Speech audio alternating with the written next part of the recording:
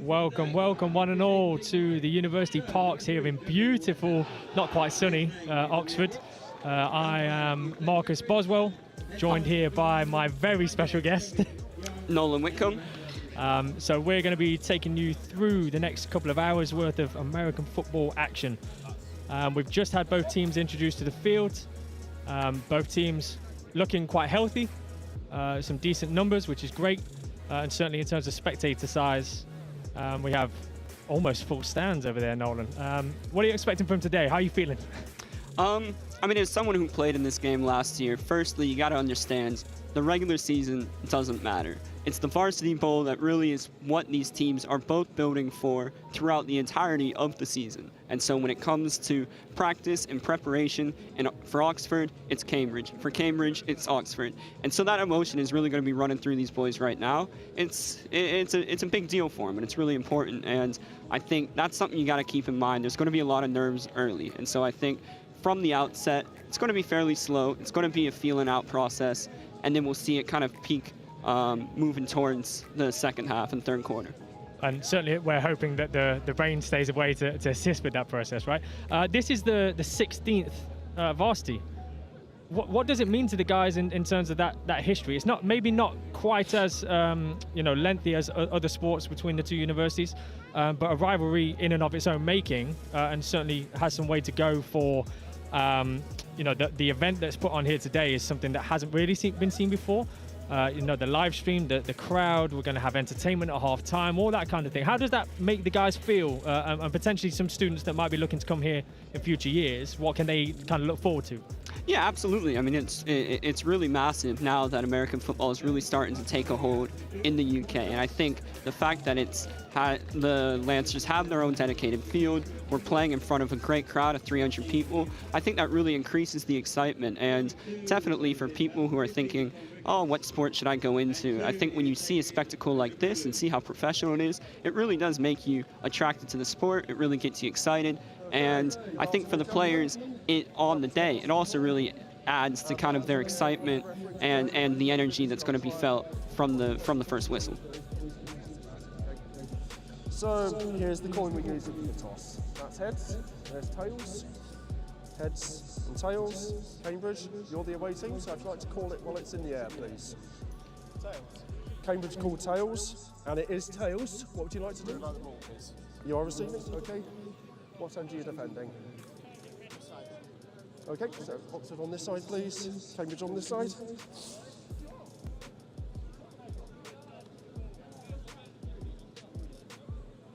Cambridge won the toss and have elected to receive. Okay, gentlemen, shake hands and good luck. So there we have it. The first battle of the day is out of the way, the coin toss. What would the guys be? Now both teams are now going to huddle together. What are they going to be saying to each other at this point?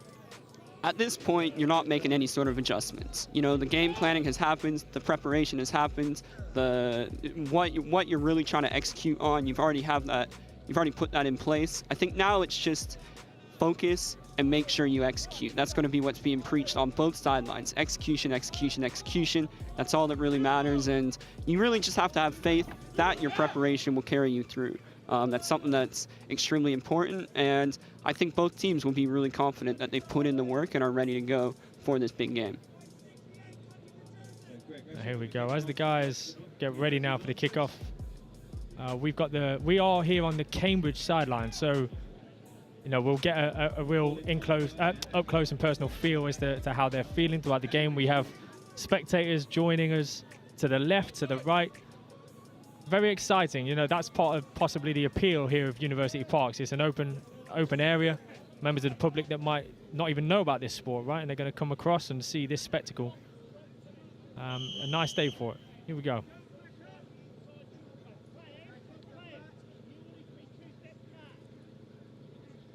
We have Angus McIntosh and Colin Harper back to receive for Cambridge.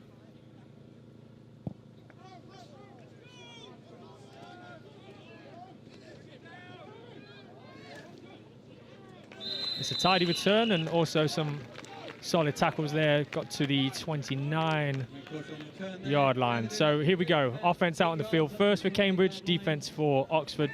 Who's trying to set the tone? What kind of message are they trying to say?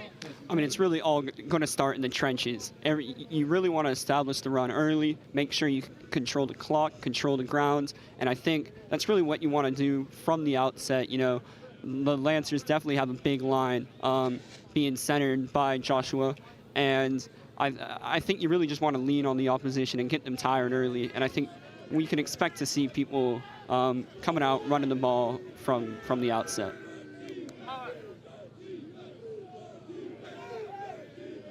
So 3 receivers for Cambridge. They're going to the air first, and it is caught by number 89. That's Dorian Cuttam. Getting the quick passing game early is definitely a way to stop the aggression of the Lancers defense. You know, historically they like to bring a lot of pressure. They got some speed off the edge with number 2, David Ogiabulu. And when you can get that quick pass game running, then you really kind of slow down those players. And they're thinking, all right, well, maybe there's going to be something underneath that I have to bail out and cover for. So they're not going to be pinning their ears back and getting inside. And I think that's really important for a Cambridge offensive line that, from a size standpoint, might not be able to hold up to the Lancers.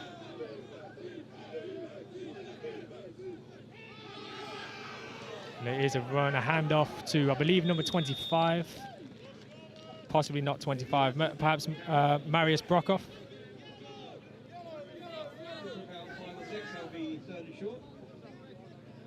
But Daniel Starkey under as quarterback right now, you know, clearly showing some confidence with the throw early doors and you know, trying to get these guys locked in.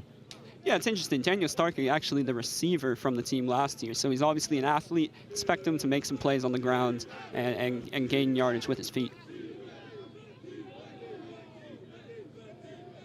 Third down now. Another handoff. Forgive me, it's number 29. So Gabriel Aston with 2 carries there was stopped shy of the first down. Looks like the punt team are going to come out. Yeah, Tom Ricketts, number 15 with the tackle. If there's one thing you got to know about Tom Ricketts, he's a hard-nosed player that's really gonna get in the muck with you. And I think seeing him pushing in and making a tackle behind the line of scrimmage, I mean, that really epitomizes the way he plays the game.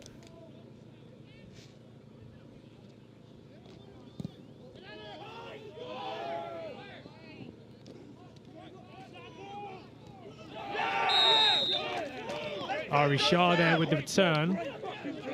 Maybe a couple of yards sideways as opposed to moving forward. But it looks as though it's around the 30-yard, 25-yard line, I believe. Yeah, great tackle there by Josh Cooper, number 26. I mean, football is a big game of field position, and I think being able to make a stop like that, holding Oxford in their own side, is really gonna be helpful for Cambridge moving forward. So here we go. First time to see this Oxford offense. What is it now they're going to try to establish? Straight away, Daniel Starkey took to the air. It was only a couple of yards, but it already showed what they're about. They're going to mix it up. What are we expecting here? You're going to see him lean a lot on number 2, David Ogiabulu. Just an absolute amazing athlete. As you can see here, getting to the outside, extreme speed, just participated in the athletics varsity match, running the 100-meter. So you know you've got a burner that really wants to get outside and get upfield once he does turn that corner. So a lot of number 2, David Ogiabulu, you're going to see that healthy dose of him. Then in the passing game, number 9, Joel Chesters, another extreme athlete. That's kind of the theme of this Lancers offense. You're going to see him make plays with his legs as well as cannon of an arm. So move the chains already. See what Oxford do now. They swing it back out to number 2, David. And Turf Monster got him there, unfortunately. But again, going to the man who you said they're going to go to. Absolutely, yeah. I mean, he's got a track record of playing extremely well, especially last varsity match. He had a kick return for a touchdown. So, you know, he was really showing off that track speed. And, yeah, you can definitely bank on them looking to get the ball into number 2's hands. So if we cast our minds back 12 months, we didn't want to talk about this, right? But it was a win for Cambridge. a very tight game. Is there any of that that's going to play into the minds of the guys today? I think as we see a ball fall incomplete, number 9, Joel Chesters. Yeah, I think absolutely the previous year is going to play into both teams' minds. I think Cambridge obviously wants to keep that momentum rolling. You know, it was a big statement victory for them. Oxford went up early, 12-0, and Cambridge came back. And I think they want to keep that going and show that they have that heart to win another game. And then I think for Oxford, the story of the day is redemption. You know, they missed the mark last year, and they don't want to go home empty again. So yeah, that's certainly in the back of their minds as they're playing. I'd love to see them go back to that play just then. You know, Greg Rashid, it looked as though he slowed up partly before the break. They are going back to it, it looks like. Straight to the same play again. Yeah. Just out of Greg's hands. You can see that Greg, he's a big, massive physical target. You want to get the ball to him outside. Unfortunately, Joel just off. But you can definitely see that they'll be going back to that play again. You know, it looks like Greg's been open. Just unfortunate with the execution. Yeah, it looks like he's almost selling the route short at the end here. And you see, actually, Joel Chesters at the end of that play again just make reference to the fact that he wants him to keep higher on his route so that he maybe can come back to the ball if it's underthrown, but it hasn't been on those 2 throws so far. So as a former quarterback for the Lancers, what would you be saying right now? I mean, it's just a little bit of communication. I think, you know, you got to look at the down and distance. I think that Greg, knowing that you only need to get 10 yards. Oh, he's touched it. That's very unfortunate there, an unfortunate bounce. And we've got Ayo Adigunwa has actually down the ball there. You know, momentum swings like this so early in the game. Who would have thought that? These are the kind of plays that do really hurt, because those are the free ones where it's just kind of a mental lapse that leads to that sort of change of possession. But I'll tell you one thing, number 7, Ayo, he's an absolute stud on the special teams. Last year, special teams player of the year for the Lancers. He makes plays. So if there's someone that has a nose for the ball, it's certainly number 7. And that was a great heads-up play by him.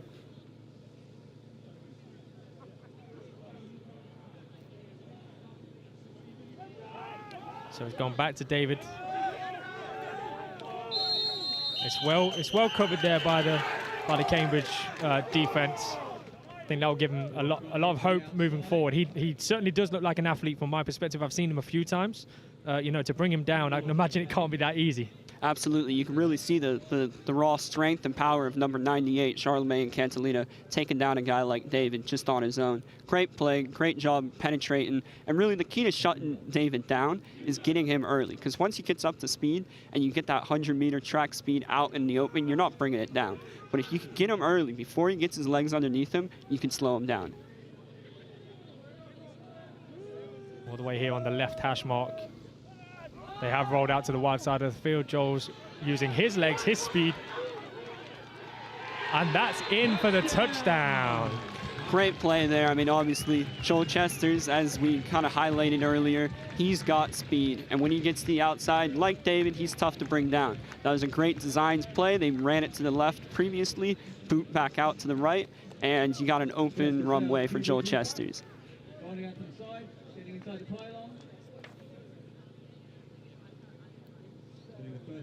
You can see a couple of the Cambridge players just looking inside, got caught up on the run fake, and Joel was able to make him play. Great play design that really set up that touchdown.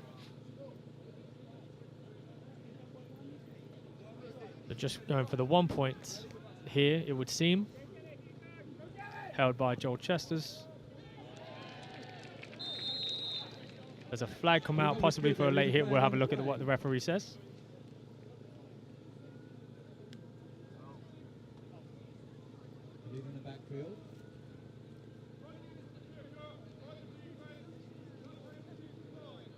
So that is a roughing the kicker penalty. Yeah, so running into the kicker there. Possibly those pre-game nerves that you were talking about, or over-eagerness. Yeah, I mean, you always want to set the tone. You want to come out, hit the opposition, make sure they feel you. And so that's probably just something, you know, you're a bit overexcited. You're really trying to make your print on the game. I think we can also link that back to the muffed punt. You know, everyone wants to make a play, and I think it's important to just stick with your guns and stick with what's worked previously, and not treat this game any other than your previous ones. And how hard is that to do? Because as you said, you know, we're talking about a 16-year staple in the calendar, and certainly the minds of all the players. They've had a relatively long books into university season. Have both had relatively similar experiences this season. You know, Cambridge coming, I believe it was 7th out of 8th in Tier 2, and Oxford 4th out of 5 in Tier 1. So relatively similar seasons. This might be an opportunity for them to, I don't know, think about next year. How is it that I'm going to make my mark to get a starting position, or those kind of areas? Yeah, it's extremely tough as we have the kickoff here from Joel Chester's. Ball on the floor. And it's recovered by Cambridge. That was a great heads-up play by number 2 on Cambridge, Colin Harper. Yeah, it certainly is difficult to treat this as any other when there are higher stakes and you are trying to make a print on the game. But I think you're at your best when you're playing in line with the plan and when you're playing with what the coaches have in mind. And I think that's what each player really has to be thinking about. Trust your coach. They know what's best for you, and just go out and execute. Absolutely. So here we go. We're going to see what Daniel Starkey can do for his second stint out onto the field now. Similar formation. It is another handoff, and this time it is to number 24 of Cambridge. So Marcus Brockhoff. Great play there, looking for the inside. You can see the Oxford defensive line start a little wide. They were really able to get up to the second level onto Tom Ricketts. Great block there, and way to finish the run as well. Number 24 on Cambridge. Good quick hitting dive play that really puts them in a good spot, second and short. It's either take a shot or just take their couple yards and move the chains. Forgive me. So here's 24 on the side next to Wiz. Forgive me, Nolan. So it's number 34 for Cambridge with that nice run. Here we go again. Stuff this time. So they are just shy of the first down, but you know, some tough running. They're clearly coming out now to try and make a statement on this. Yeah, for sure. I think they're really trying to get downhill. I think you don't really want to get behind schedule with an incomplete pass. Just keep moving the ball on the ground and leaning on this Oxford team. You really want to tire them out. And I think so far they've shown that they have the blueprint to do that. And I think you can really expect to see more emphasis on the running game moving forward. So Daniel Starkey here goes to the air, has gone to the sideline. It's incomplete. The Cambridge sideline not happy with that in terms of possibly looking for pass interference. But yeah, Daniel Starkey once again going to the air and you know, a decent delivered ball. Yeah, I think you know, he's really showing that he can really push the ball down the field, and that he isn't just an athlete at the quarterback position. He's not afraid, and he's going to show the Lancers defense that it's not just going to be the run game. You're going to have to be aware of the passing game as well, and I think that's really important. You can't get too one-dimensional if you want to win a game. The ball has rolled to the 10, the Oxford 10. So may as well take this opportunity to, again, give thanks in many ways to just how beautiful of a field we're actually playing on. But right now, this is not something that the Lancers are accustomed to, right?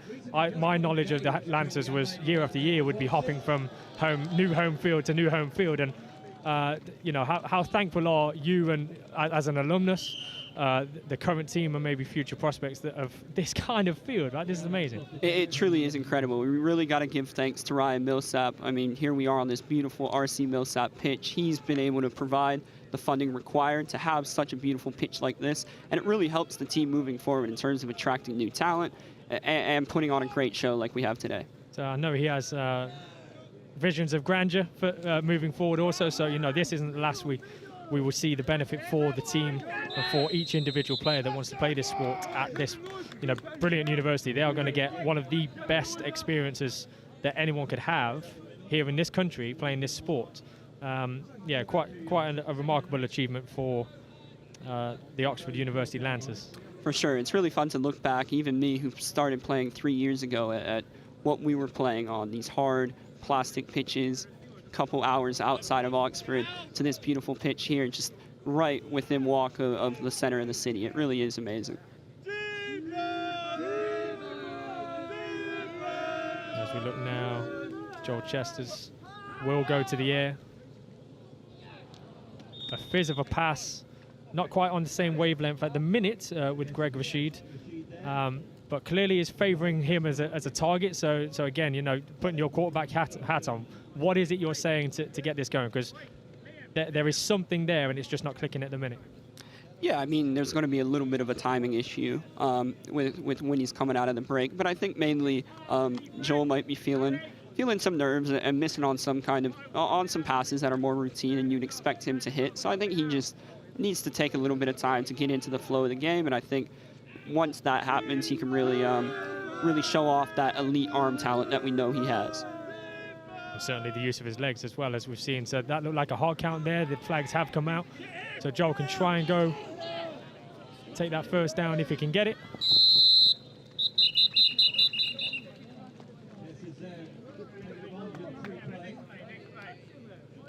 Now there are flags on the play. We will see what they were for. Offside, defence, number 18. That penalty is declined.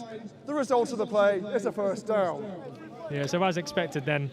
But Joel showed off his legs again there. So he's showing off his arm. It's not quite hitting at the minute, but that's fine. It will come, it seems. So he takes off with his legs. Yep, yeah. I mean, he's always a threat. He could run 20 yards behind the line of scrimmage and turn the corner and pick up 10. So, I mean, he's someone that you always have to key on. And I think for Cambridge, that means contain, contain, contain. You need the DNs to be disciplined. Don't get caught looking in the backfield and keep him under control.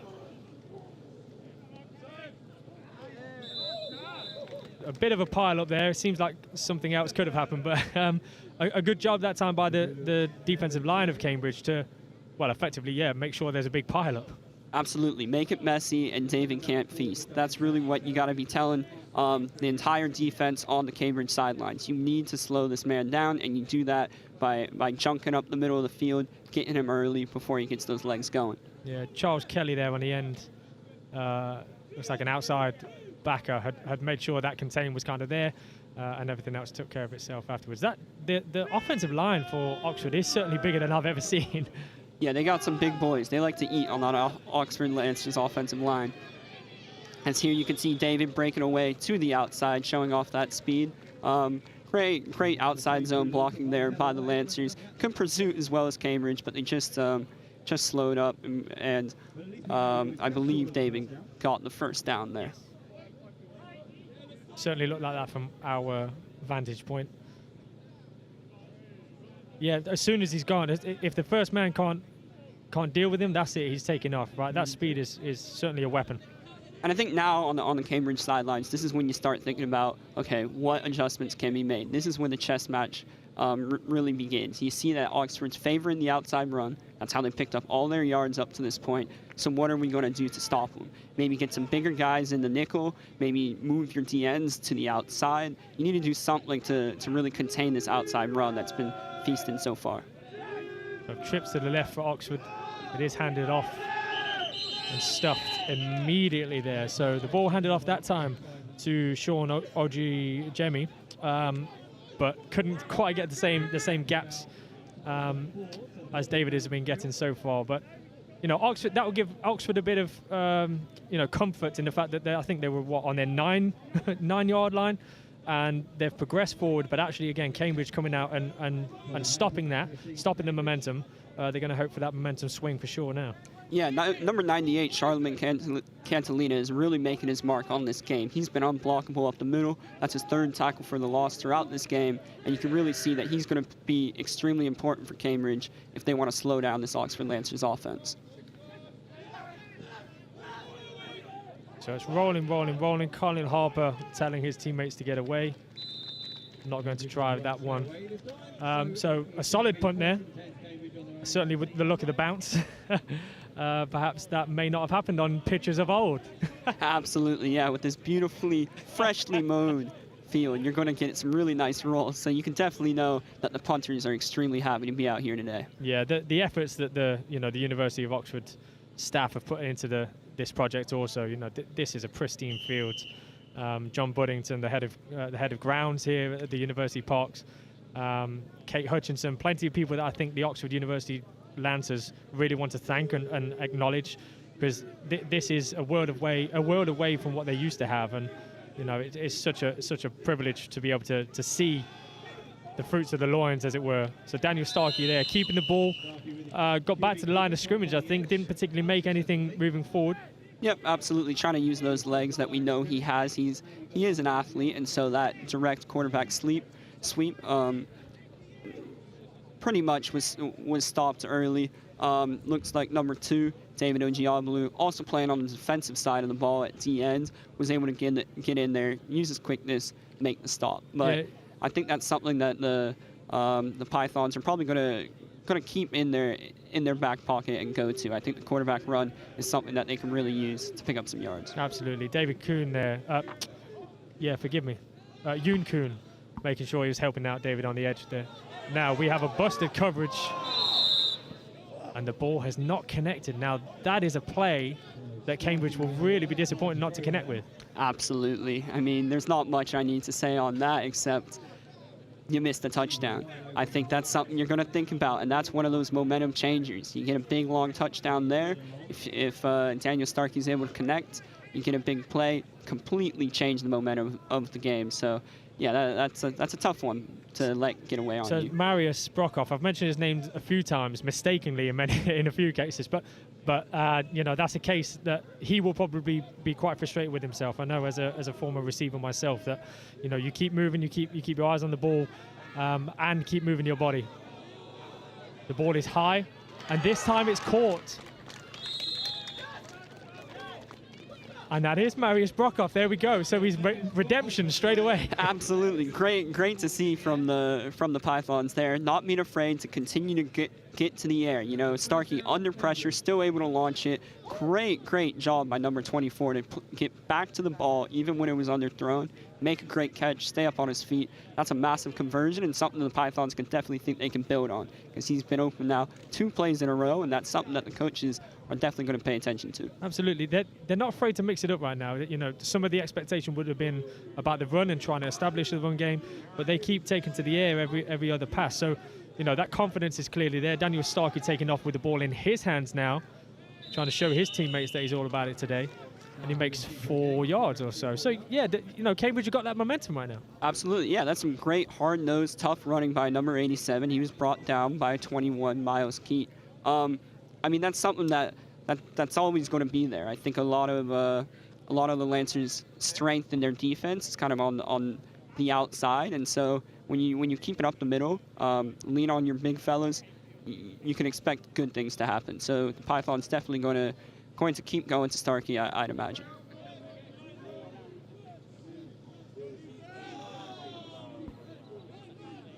So movement again on the offensive side of the ball. It is a handoff, so it's handoff straight up the middle. I think possibly half a yard worth of gain, but number 34, Jen Jongs, forgive me. So he's had the ball a couple of times now. They're clearly liking this mix-up game. It's going to work. That's the end for them of the continuing. first quarter. Forgive me, Nolan. Yeah, I mean, it's hard sledding, but even those 1 yard, 2 yard gains, they really open up things moving forward. Right now, the Lancers can't key on a single thing, and I think that's really important. There's nothing that Cambridge is just focusing on. There's nothing that you can really predict is going to happen. And so if you're keeping the Lancers defense guessing, that means they can't use their athleticism to get up and attack the ball. They got to think, okay, is it going to the air, keep it on the ground, inside, outside? So, credit to the Pythons offensive coordinator. I think he's calling a really great game so far, and you can really see that come through with the momentum that the Pythons are picking up. So there we are at the end of the first quarter, 7-0. Says it all really in terms of, there's no one particularly trying to take hold of this game. Joel Chester's with the only touchdown. will both sides be feeling? Like, you know, can't quite get a handle on how they'll both be feeling. Cambridge starting, finishing the better of the first quarter. I think that's kind of what matters, finishing strong. I think that the Pythons are really going to be comfortable with where they're at. The score, you know, might not necessarily be going their way, but remember that those 7 points were off the back of a muffed punt that set the Lancers up within the 10-yard line. So when you think of long, sustained drives, the Lancers haven't proven that they've been able to do that, and Cambridge have shown that they've been able to stop the Lancers' attack. So I think both teams are still confident moving forward. It's still early. You know, they're both still trusting the game plan, but I think the Pythons have really come out here and shown that they're going to play their game, and that their game plan is actually something that has been showing success. So at the moment, just waiting for the chains to be set up, and it looks like they're good to go. So we're third down now, third and about 6 for the Pythons. Daniel Starkey with an immediate handoff, and he breaks the first tackle, and he keeps going. My goodness. So Angus McIntosh there with the handoff, a big boy. You know, we've seen him back for some kick returns also. That's a way to carry your teammates with a bit of momentum there. So yeah, nice play. My goodness, go back to him. That was nice. For sure, and credit to the Pythons line coming in, pushing the pile. That's something that's really an underrated aspect of the game. But with those two big boys pushing number 1 McIntosh, they were able to get the first. And yeah, it's the Pythons really are setting the tone with their physicality early. So we're on to 3 wide on the right-hand side now. Starkey looking to the single side. Number 71 for Oxford with a beautiful play, it looked like. So Harun Shikon right at the point of releasing that ball. Yeah, that's really good stuff by number 71, coming off the edge, getting underneath the offensive tackle, getting a good hit on Starkey so he couldn't launch it deep. I think given what the Pythons have been able to do in the passing game, it's really going to come down to the Lancers pass rush, getting there to kind of mix up Starkey's progressions.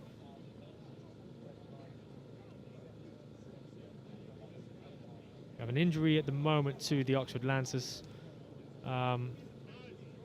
So we'll probably take a moment again, maybe to just reflect on where the Oxford University Lancers are at, and that support from Ryan Millsap in particular. You know, not least of all this pitch and the investment and what he's been able to provide, but actually a scholarship program as well.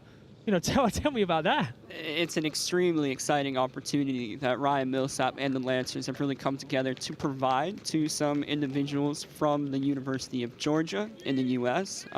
University of Georgia, obviously, winning the national championship a few times in the past couple of years. So it's a good program, and the Lancers and Ryan Millsap have come together to provide a scholarship to 2 individuals who will be able to study and play with the Lancers here in Oxford. Yeah, so massive thanks go to the Vintage Club, who have helped to make that happen. You know, bringing sport to prominence over many years. Don't get me wrong, but that relationship now can only better. Oh, great open field tackle there by number 17 for University of Oxford. So Yoon Kwan again made a couple of plays now. But yeah, absolutely, the efforts that are going on behind the scenes for this sport at the university, you know, it can't be spoken highly enough about. Yeah, and I think like a big factor of getting these things in place is really just legitimizing American football in the UK and at Oxford, and having a field and having these scholarships. That's just pushing it forward and bringing more eyes to the game. And I think that would just help every team, Cambridge, Oxford, everyone. Lovely play. And it's finally taken down. So that's Colin Harper.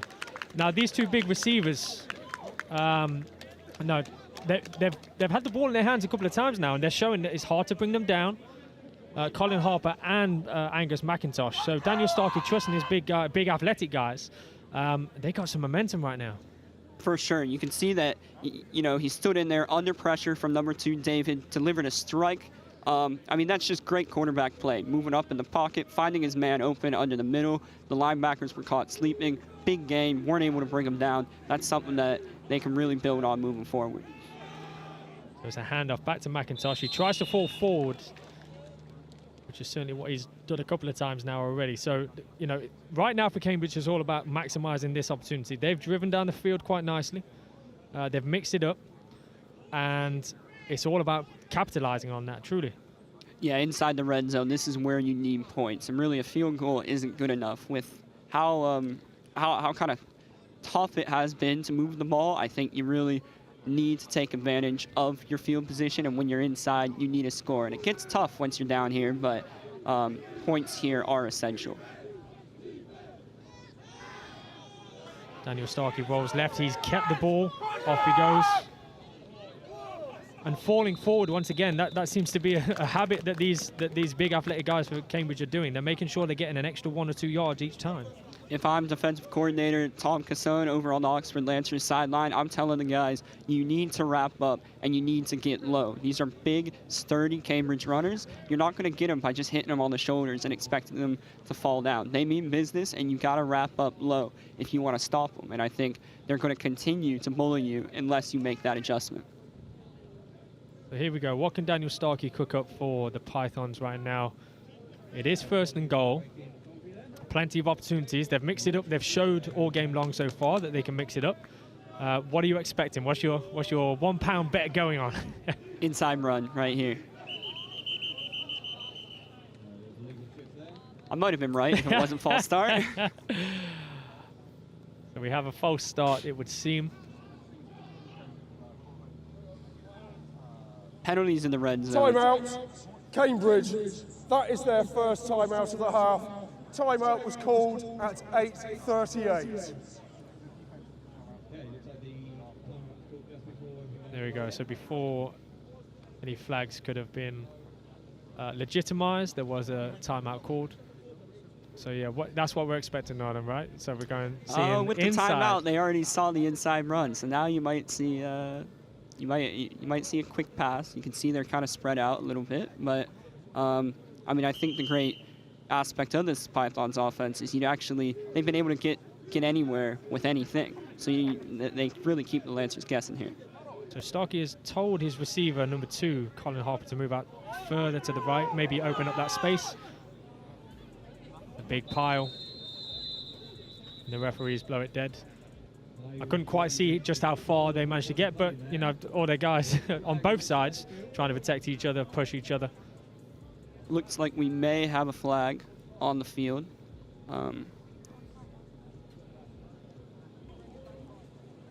Prior to the snap, full start, offense, number 2. That is a 5-yard penalty. Replay the down. So for the first time this quarter, Cambridge don't have the momentum shift on that. So, you know, you don't want to make a habit of that. It's not the worst thing in the world. They're still very, very much in the red zone. Certainly. I mean, penalties are the real drive killer. When you're right on their goal line, that's not something you want to give away. But I think Cambridge could still have confidence in their offense and moving the ball the around 10 yards they need to score here. Daniel Starkey will take to the air. Mistimed or overthrown, not too sure what that was, but there wasn't a completion. But it may be that they come back to that. Yeah, it was definitely open, and I think that's one of those where you freeze and think, well, why is this so open? He definitely had the slant over the middle. If he really jammed it in there, and I think, you know, the moment might have gotten to him. He just got a little excited, happy feet, let the ball sail. But I think that's definitely something. The slant's been open a few times now. It seems like the Lancers linebackers are playing real tight to the line, which opens up that little area in front of the free safety. You can definitely expect them to go back to that.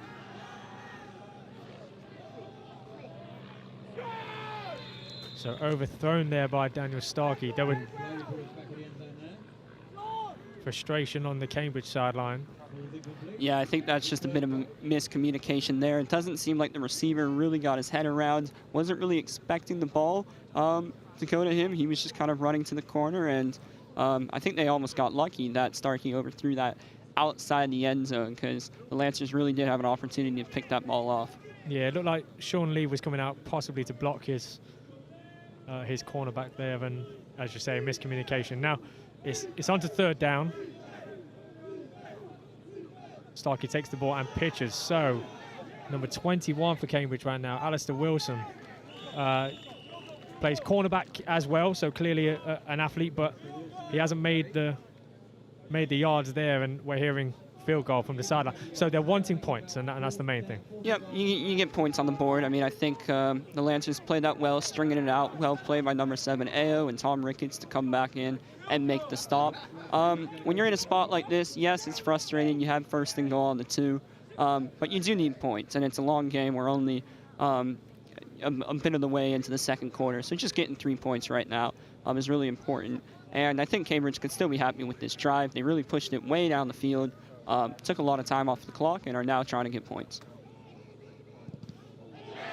It's blocked, so Daniel Starkey is also the kicker. Now it's making its way all the way down. Daniel Starkey trying to save the touchdown, and he does. Looks like number 12, Jonathan Stolo, picked that up and ran it back. That was a great return from him. So you can hear it in the crowd straight away. That's, you know, that home field crowd advantage. Instantly, the appreciation of what was just happening then is there. And you know, our guys at the Oxford University Lancers are right next to that sideline. How are they going to feel? That's going to make them juiced up, right? For sure, they'll feed off that energy, definitely. I think it's something that you know, you think, oh, it's only a crowd of a couple hundred, but when you're on that sideline and they're making noise, that really does pump you up and really makes you come out there and play with an extra bit of oomph and a bit of edge. Great field position to start with. So, again, you know, we know Joel Chester's arm and David's David's legs. Here we go. Can he get into the open field? He can't, but good running. Great gang tackle in there by Cambridge. Really getting a lot of hats to the ball. That's something coaches preach, even from the lowest levels. Get to the ball, and that's what Cambridge is really doing. They're playing some really fundamentally sound football. Everyone getting there, getting David down to the ground, limiting him just to a 2-yard gain. So they've been really doing a really good job limiting those explosive plays that you really expect from this Lancers offense. Yeah, Finn Edwards there bringing him down, and yeah, as you say, played the run really well then. Now, the Lancers, again, go 3 receivers and 2 running backs. Now, Joel is rolling to his right. No, it's incomplete. Now, good play again from both sides, to be fair. No one overstepped. Everyone took their time, continued with their assignments, and just unfortunate play on that end for Joel, from Joel's perspective. Yeah, that's what you really want to see from Cambridge, and they've, you know, you can put that on maybe some adjustments they made. Oxford, obviously, you know, with a designed rollout, trying to get Joel to the outside, use his legs, use his athleticism, and Cambridge really covering that well, and unfortunately just couldn't connect with number 13, Bill De La Rosa.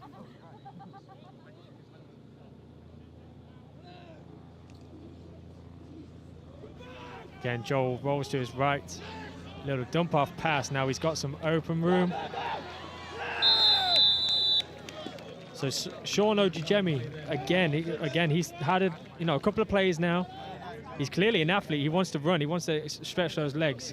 That rollout working well for Joel right now. Yeah, that's the exact same play that they actually scored a touchdown on. It's just this time Joel released it up the field to number 24. So you could tell over there on the offensive sidelines with coordinator Pat McClear, he's looking at and thinking, okay, we have an advantage there. They keep biting on that inside run. We can get Joel to the outside, and he's been really having a good time picking up yards through that way. So the Lancers offense on the right hash right now. Will they roll again? Does, takes to the air. It's a very deep ball. He's caught that. That's a touchdown, my goodness. What a pass, what a catch. Off his back foot, Joel Chester's under duress, pretty much just heaves it up there. He just threw a prayer, and number 19, Kevin Kim with an exceptional catch in the back of the end zone. Let's just watch this back here.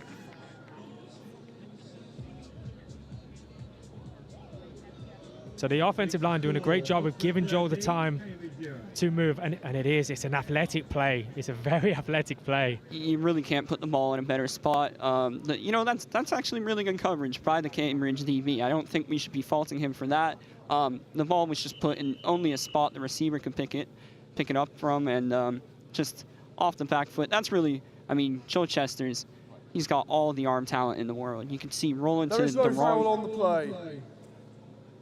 You can see rolling to the wrong side, to his left side as a right-hand quarterback, off his back foot, and still throws a dime. That's spectacular. So up it goes, and that's Greg Rashid adding some points to the board. I was conscious of the sand pit in the background there, Nolan. We know that the pitch is. This is the first, proper fixture that has taken place on this pitch, and there's still some work to do, and that's what that sand pit is there for, just to assure everyone that it's not also a holiday park. Yeah, there's been, it took some time getting this to where it was. I was part of a group of about 15 people with some rope trying to hoist these goalposts in the back of the end zone. So, there's been some hard days put in to make this field work, and it's still, a bit of work in progress. But I mean, on the stream here, it does just look brilliant with that Lancers logo in center field. It's just, it's been a great project that's come out well.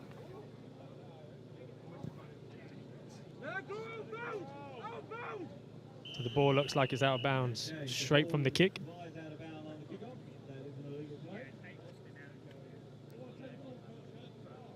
This is the field position that Cambridge is really going to have to take advantage of. And I think right now is a great time to test Cambridge's resilience. They got unlucky. They were on the 2-yard line, went for a field goal attempt. It got blocked, didn't get any points off of it, and then played some fairly good defense. Free kick out of bounds by the kicking team. That's a 5-yard penalty from the out of bounds spot. First down. Yeah, and played some pretty solid defense and just got beat by better offense. So I think now's, with 6 minutes left in the second, now's the time when you really got to put together and drive, because you can really feel the game in the balance right now. If the Lancers can force a 3-and-out and move down and score, then it's starting to get out of Cambridge's hand. But if Cambridge could get a nice drive together, then we got a good game. So really important drive moving forward right here. Absolutely. So Starkey will have a little pitch there. Rolling to the left, the wide side of the field. And it's a good open field tackle, to be fair, but not before he's made about 5 or 6. So, yeah, a great start. As you were saying, that already hopefully has squashed their nerves a little bit. It's all about just sustaining the ball, sustaining the field, and keeping this defense on the field if they can. Yep. Yeah, and I just want to shout out number 52 there on Cambridge, Austin Steele, the big fella with a great block, springing the running back.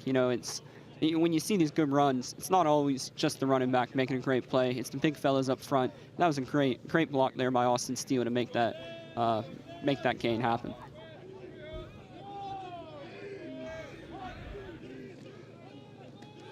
So run right up the middle once again. So 2 plays in a row. Alistair Wilson has got these guys moving. A little bit of misdirection. Good blocking up front once again. That confidence they will give that offense is exactly what they need right now. 5.5 or so minutes to go. It's all about getting some points on the board if they can. Oxford have already surpassed what they had last year, so they'll be confident. Cambridge need to make sure they sustain this and see a result off the end of it. Starkey goes to the air. Just a little pitch play over the top. Taking advantage of the soft coverage. It's been open all day. The linebackers have been coming up. I think there might be a degree of disrespect in Starkey's kind of throwing abilities coming into this game. I think the linebackers were really told, all right, key on the run, get up the field, and Starkey's really made him pay with these great short slants across the middle. I mean, it's just wide open. It's pitch and catch, and a great pickup there. They'll definitely keep going back to that until the Lancers decide to drop someone into that middle zone. Absolutely. The German playmaker that is Marius Brockhoff. Obviously, we've called his name a couple of times, and Starkey keeps going to him, and he's going to him again. Oh, and it's very, very nearly pulled in. But yeah, confidence. Yeah, that was a great throw. Just unfortunate with the result. That's football, that happens. I think, he's starting to get a bit more time in the pocket, and maybe that's the Oxford defense now thinking, the run's been working, that we got to step up and run defense, which slows down the pass rush, but the offensive line as well has been really holding up well to let him sit back there and make these good throws. So Marius moves across. It's a little pitch play. So obviously passing the ball forward there to make sure that if it is mishandled, it doesn't go down as a fumble. But well stuffed by the big line of the University of Oxford Lancers. Yeah, there's some big fellows over there, but despite their size, they're also quite quick, and you can really see number 77 using that quickness, breaking off the block of number 72, getting up the field and making a stop. And that was a really good tackle, and like on the Lancers side as well, getting to the running back early before they can get their feet moving is really important. So great play there by number 77.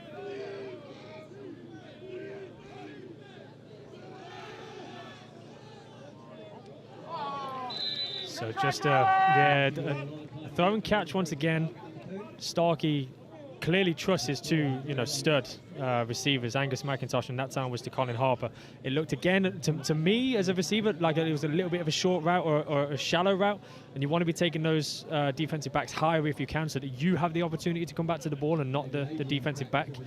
Yeah, and I think with that play, with the free safety keying over to the left side, I think the receiver should have changed that from your traditional post to a bit more of a sorry, here's the ref.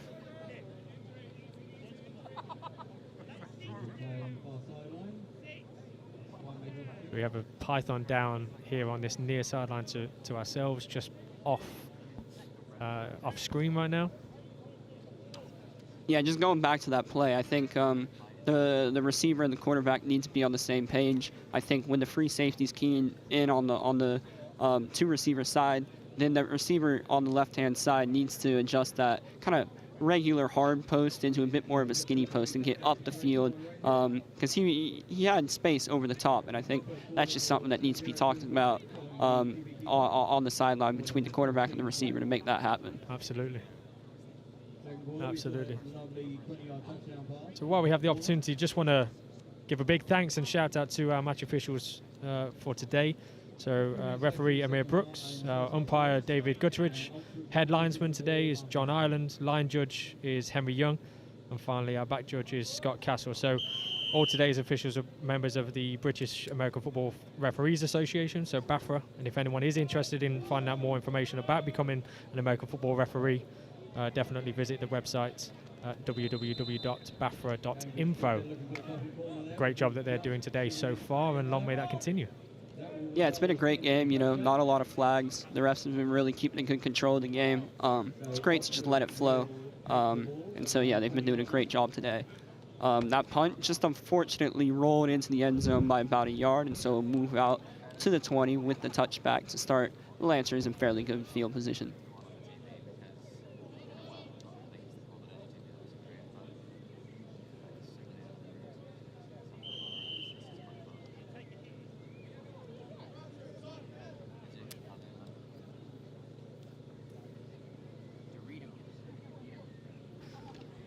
So change of possession again.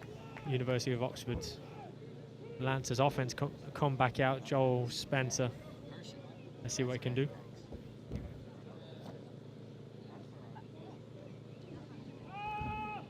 Rolling out to his left side, Joel unleashes that big arm, and he finds number 14, Ari Shaw, who will make it all the way into the end zone for a touchdown, Oxford Lancers. There you go, Joel Chesters. What a throw, what a catch by Ari. That's a beautiful play, beautiful connection. Those rollouts really are hurting the Panthers defense. They can't deal with it at the minute, and credit definitely to the offensive line, the likes of Stuart Humble and the guys up front making that time happen. And that's speed for you. Amir Brooks coming out and making sure that speed is put to good use. Yep. I mean, speed kills. That's the name of the game. Number 14, getting behind the coverage and showing with a picture-perfect throw. You just give him a little space, and he can really, really show off that cannon, and it's obviously just going to result in 6 points. Ari Shah, forgive me, mixing up my names. Now that is exactly how you turn the tide of a varsity game. You know, that all that momentum that Cambridge could have had or would have had going into the half is dissipated right now. They need a big play off this kickoff. What can they get? Let's get some playmakers making some plays. Yeah, for sure. Cambridge really needs to make a big play. You know, they've shown they can kind of move the ball methodically, but now you're down 3 scores, and there's only 3 minutes left in this half. Your offense is going to change up a little bit on this ensuing drive. You're going to have to move to the air. You're going to have to get the ball outside and try and pick up some chunk plays. So hopefully the Cambridge line holds up and Starkey can actually connect on a couple of those passes that have been really, really close.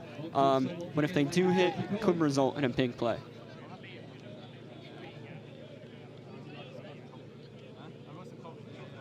Now, if I'm Cambridge, if I am Angus McIntosh or Colin Harper, I want the ball to come to me, and I want to try and show someone what I can do, right? I want to put the team on my back a little bit here.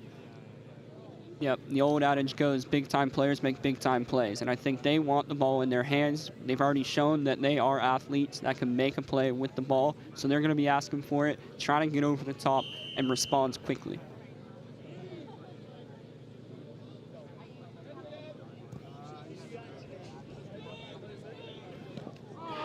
It's a big bounce off the chest of Angus, Colin Harper.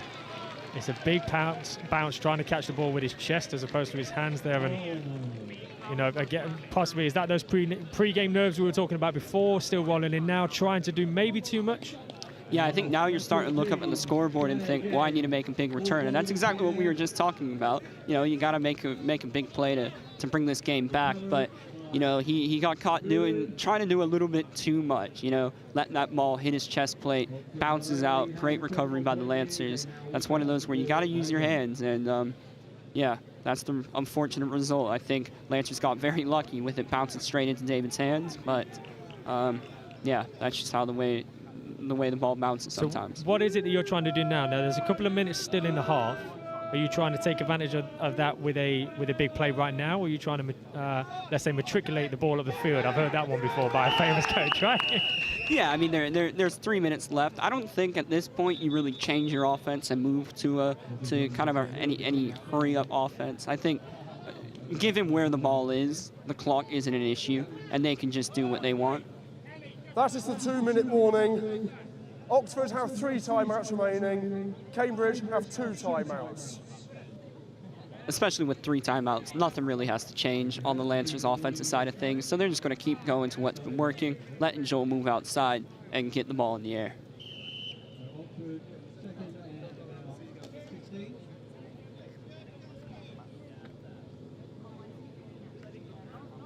So the offense for the Lancers will be pushed back slightly there. It looks like second and about 15.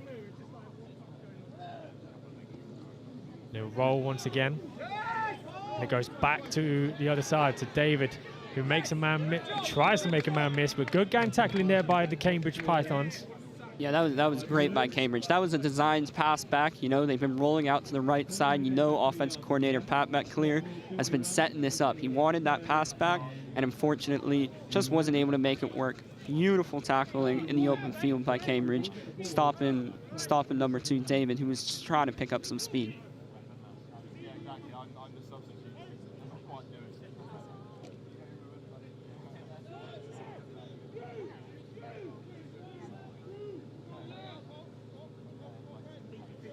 Two receivers right, one to the left, 2 running backs in the backfield now. The flag is blown. May have been on the offense.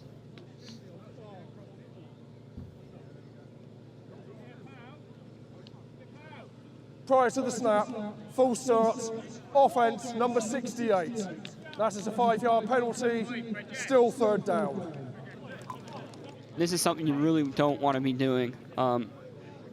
for the Lancers. Obviously, when you have an opportunity like this gifted to you, getting up 28-0 is massive going into the half. But now being pushed back, it's going to give Cambridge possibly a chance to respond, or at least just hold it to 3 scores. So you don't want to be making these mental mistakes, even with the lead that they have.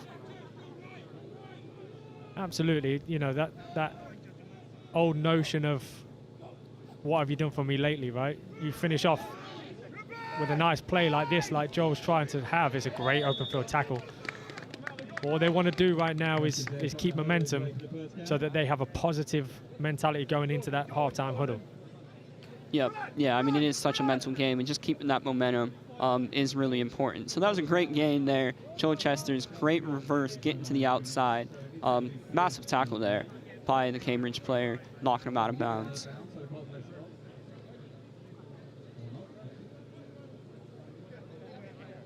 So the offense will stay out for the Lancers despite it being 4th down, and so much of that will be about the fact that we're nearly at the half. Yep, with 38 seconds left, expect to see some sort of shot downfield, looking for the end zone or picking up those 10 yards.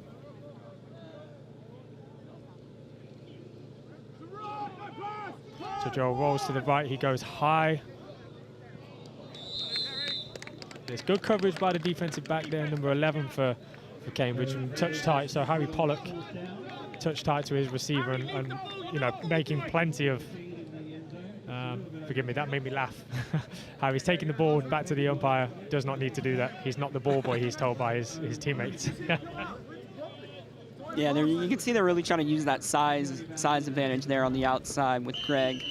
Still, once again, yet to connect, but you know that's not going to be the last time they look for that. And I think in the halftime huddle, Cambridge should be looking out for that corner route by number 8. So we think about 30 seconds remaining in a half here. So Daniel Starkey's going to have to be very clever with his clock management if he can be. He needs to release that ball early. He doesn't want to take sacks like that. Yeah, great play there by number 71, Haran Shakoni. That isn't what you want to do, and I think at this point, Cambridge might just be content taking it to the half. With the clock running out, it's going to be difficult for them to make that 80 yards to score.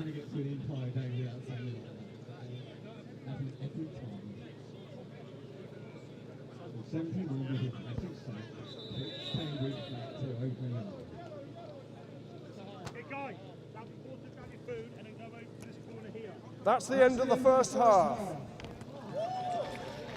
So there we go, a half of football that at the beginning was kind of, you know, trade-off in some good, some not so good, some great execution, some not great execution, and then big plays. Big plays being taken advantage of by the Lancers, and the Pythons had the opportunity to do the same thing and just didn't execute. Yeah, I think just failing to convert on in a couple situations. I mean, it's a game of inches, and one thing goes one way for the Lancers, it doesn't for Cambridge, and I think that's where we wind up and how we get to this score of 21-0. But there definitely is a lot to build on for Cambridge, because like I said, I think there's just a few breaks going the Lancers' way which have gotten us to this score. So I think Cambridge shouldn't be down on themselves, and they definitely have a chance to come out and set the tone early in the second half. As we see the touchdown here that started it off for Joel Chester's, as you say, that was certainly the first time that I started to notice. Joel keeps rolling out to the right. He keeps rolling out to the right, and it's clearly working for them. And he got his reward just there. Now shifted the pocket to the left, and a high ball thrown right to that pylon, and it was such a great grab there by Kevin Kim, who was clearly excited with it. Yeah, look at that celebration. Yeah, quite the celebration, and that was a celebration-worthy touchdown there. And here we see Joel once again, just a flick of the wrist sends the ball 40 yards down the field right into the breadbasket of Ari Shaw, who takes it straight into the end zone. Just a beautiful play there. And there we go, moments in time, you know, a couple of chunk plays, and Cambridge just in front of us twice, I think it was, had the opportunity to do a very similar thing and weren't able to take advantage of that. And that appears to really be the difference between the two, is one's taking advantage of their opportunities and the other isn't, which is reminiscent sort of last year, if you recall. So Cambridge took advantage of the opportunities that they got, and as an Oxford offense and defense and special team, it didn't quite click where it needed to, and it felt, certainly I think from your perspective, of more that you lost that game as opposed to Cambridge won it. And Oxford are certainly taking that mentality into this year. We're going to make sure we win this game, right? Yeah, just being smart with the ball and limiting mistakes. I think looking back at the timeline of last season's game, I think it was mistakes by the Lancers, which then led to opportunities on the Python side, and they really executed and took advantage of those. I think one thing just to quickly mention, though, is the prior in the prior season's match, it really was a tale of two halves, with the Lancers up early, and then the Pythons came back and dominated for the second half. So I think that's definitely something that's going to be preached in the halftime huddle on the Python side. Absolutely, we see them there to our right here on this near sideline. They're in tight. They're having the conversations that they need to have. And obviously on the screen right now is your very own University of Oxford Lancers. Certainly the happier of the two sides.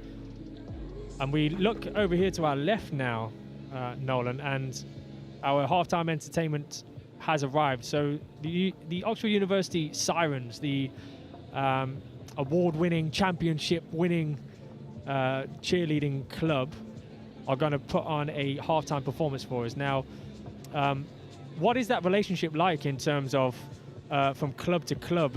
It's something that is hit and miss at other universities. Now, University of Oxford sports clubs, what's that interaction and the relationships like? Yeah, there's a great connection, I think, between the clubs. It's really something that's being preached amongst the different clubs, and I think it's really facilitated well by each club. There's a lot of interaction between the teams, socials, even a lot of people kind of supporting each other at games. I'm sure in that crowd of a few hundred over there's going to be plenty of other Oxford University athletes who are here to support their brothers in arms. And I think it's something great where you have a wider community of athletes that's not just contained to your singular team. And that's the beauty of things like the Vincent's Club and even the Sports Federation for the university, right? That ability for the university to support itself and making sure there's some connectivity and some networking effectively. Not everyone from American football will continue to live life playing American football, right? It might be that this is the last time some of these guys take the field, but actually if they create relationships with others and support others. I just had a member of the ice hockey club was behind us. We know that members of the soccer or the association football team are here supporting. That's great to see, and it's a great feeling for the club more widely. Certainly, I can attest to making several really close friendships, not just within the team, but within the whole sporting community at the University of Oxford. And I think that is something that's really important and that is heavily preached amongst the teams.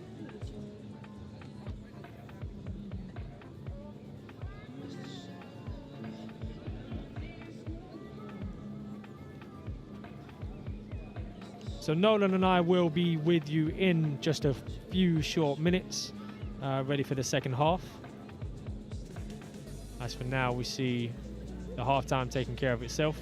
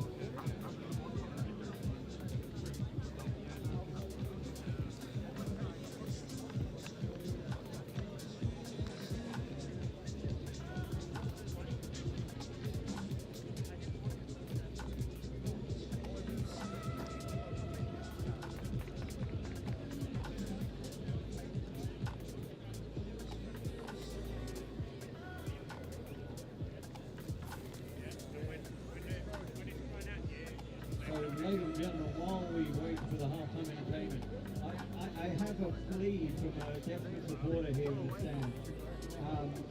As you'll understand when you hear it, it is a very desperate plea. Does anybody have a corkscrew she can borrow?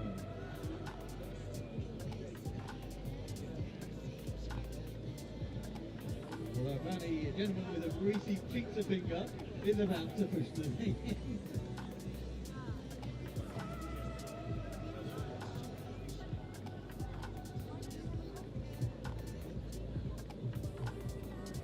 You do realise you have the whole stand now watching you.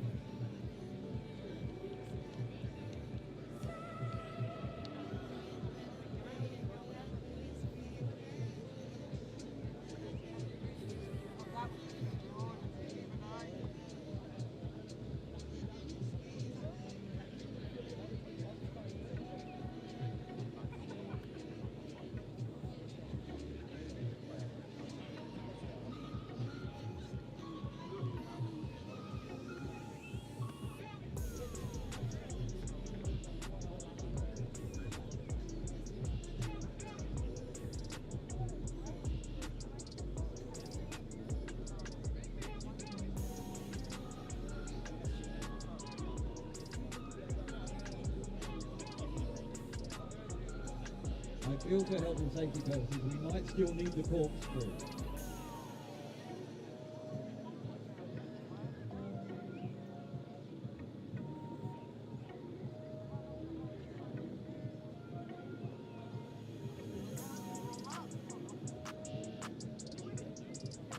I would recommend the people on the live stream come over.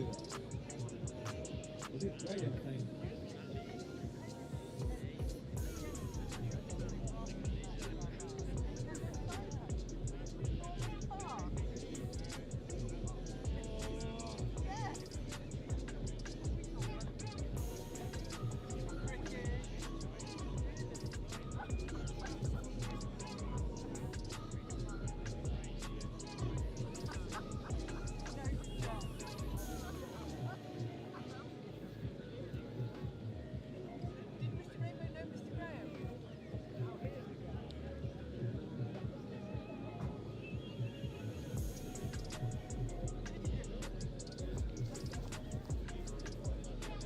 So we have two premier universities here and not a single engineer who can get into a bottle of wine.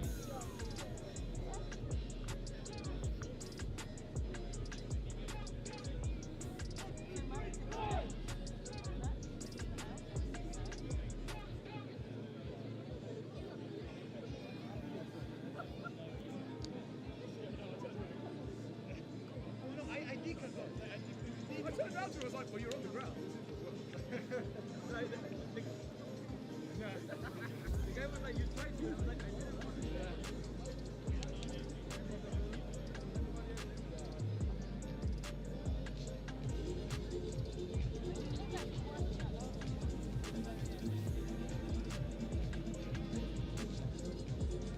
The requests have been upgraded and has anyone got a sword or a lance apparently?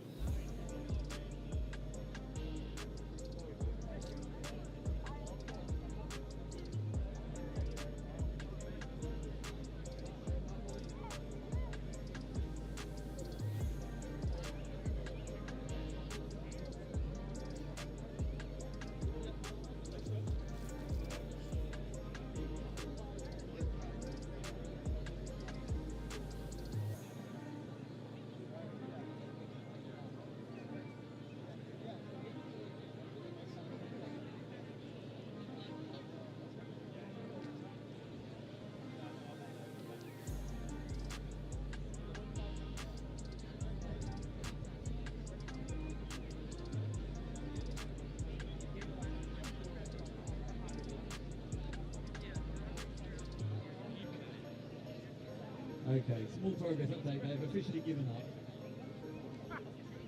Has anyone got a bottle of wine? We could have just asked that, couldn't we? There's certainly plenty of Stella up there. So.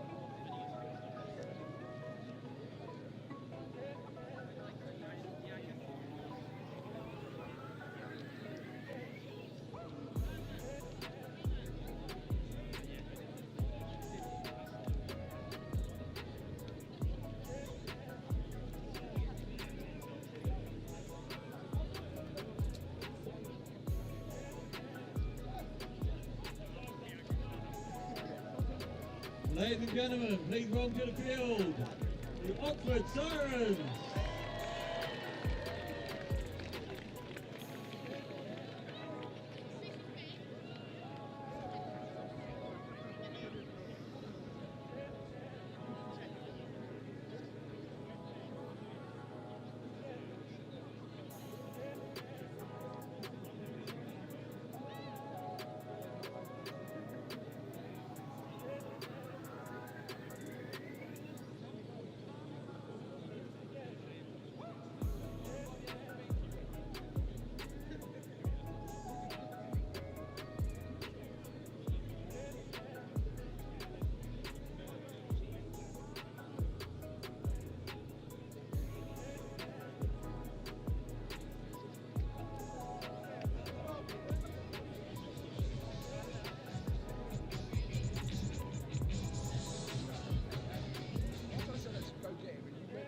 They're into the wine.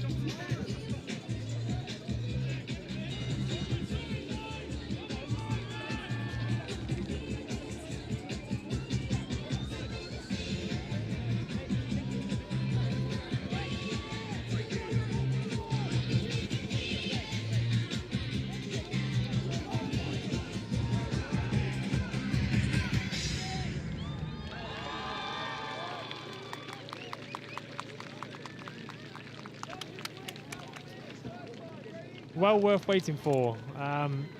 Thank you very much to the Oxford University Sirens. A brilliant spectacle there. Now, I can't lie, we were talking off air there, Nolan, about would you be brave enough to get up that high with someone underneath you? Absolutely not. No, no way. They showed some serious bravery getting up there because there's no way I'm trusting someone to grab me on the way down. Absolutely. Now we're only moments away now from the return of the American football action.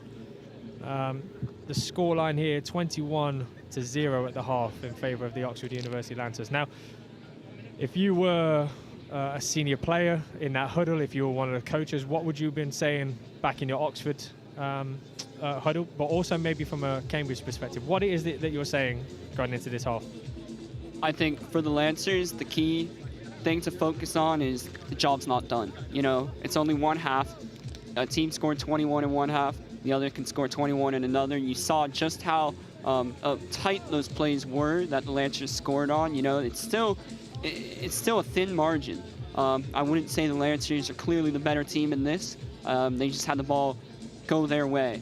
And so I think a couple of the younger guys could get carried away. You know, you look at the scoreboard and you think, wow, we're up 21-0. But the job's not done. You really got to focus, pull your head in, and just play like how you've played, not like you're up 3 scores. Absolutely. That's almost the beauty of the 4 quarters, right? That actually there's 4 mini games within this game, and if you treat it as 0-0, and certainly for those veteran guys, that's exactly what they will be doing, right, with their mentality. But yeah, as you say, those younger guys that maybe aren't used to this yet, or this is their first experience of such a spectacle in terms of a Blues Bowl against Cambridge, and that emotion and the rush of feeling they would have, and possibly, they got friends in the stands, and we look to our left and right, and actually there's probably another 100 or so people scattered around the pitch here. It's about them, the veterans showing leadership and making sure they bring the right mentality and bring their guys along with them. That's when you really got to lean on guys like Stu Humble, number 52, who's been with the team for 5 years, played high school in the U.S., walked on at LSU in the U.S., so he's been around some great players. He's been around some great teams. He knows what it takes to finish the job. So you really want guys like him making their voices, known and getting the team reeled in before this half. Absolutely, and he's left the halftime warm-ups to other veterans in terms of David and Joel. He's actually been supporting the Sirens and thanking them. Shows what a leader he is of this. Well, number one, the club, but also this event, and turning it into what it is now. I know that there's a lot of thanks going his way to making today happen in the way that it has, because this could have just been like any other game, right? But it's not, and it doesn't feel that way. We were talking to some of your fellow alumni at half-time, and the fact that in that stand right now, there's a lot of positive feeling, a lot of positive energy, and that doesn't happen in every game.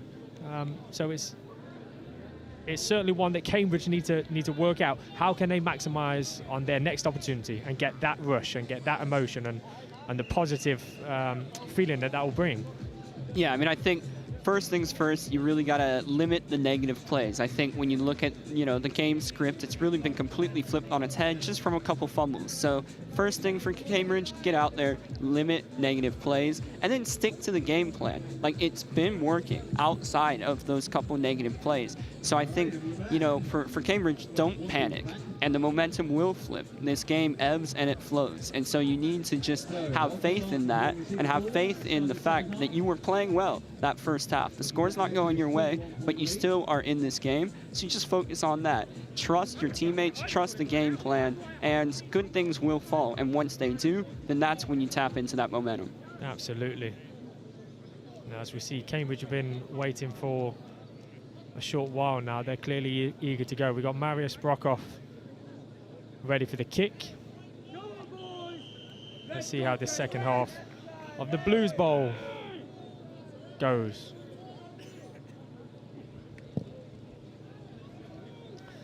It's a short kick to that Lancers left-hand side. It goes out of bounds again. I was talking to some passers-by just before the game had kicked off, and their assumption was that the kicking would be of an astronomical standard, given that you're in the UK and you're playing American football. I had to explain that it doesn't tend to be Free kick out of bounds by the kicking team. The ball will be placed on the 30-yard line, first down. It doesn't tend to be that soccer players can transition their foot and their ability to kick a ball into the American football. Yeah, I always get a little laugh out of that.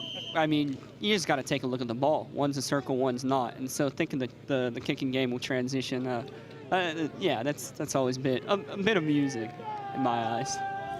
So here we go. Chance for both teams to make a statement now in the second half. The ball is handed off, and it's stuffed straight away by the Pythons. So Joel Chester's there handing the ball off to number 24, Sean Ojijemi. And that's exactly what you want from Cambridge, that's what's been working all game. They're penetrating, they're getting in. Number 98, unblockable, and he's been slowing down this running game. Just stick to what's working, and good things will follow. And so, great start for Cambridge, now that it's second and long. the Cambridge sideline, trying to offer some noise and some energy. As you say, it was a perfect first play. Let's see what they do now on second down. Now Joel rolls to the right-hand side. A pitch and catch. Now they've tried that a few times in the first half, and it wasn't able to quite connect with Greg Rashid. But that time it does. Quite a bit more open then. Yeah, I mean, that's putting that nickel backer, number 14 there, in a really tough spot, because you give Joel all the time in the world, he'll look deep.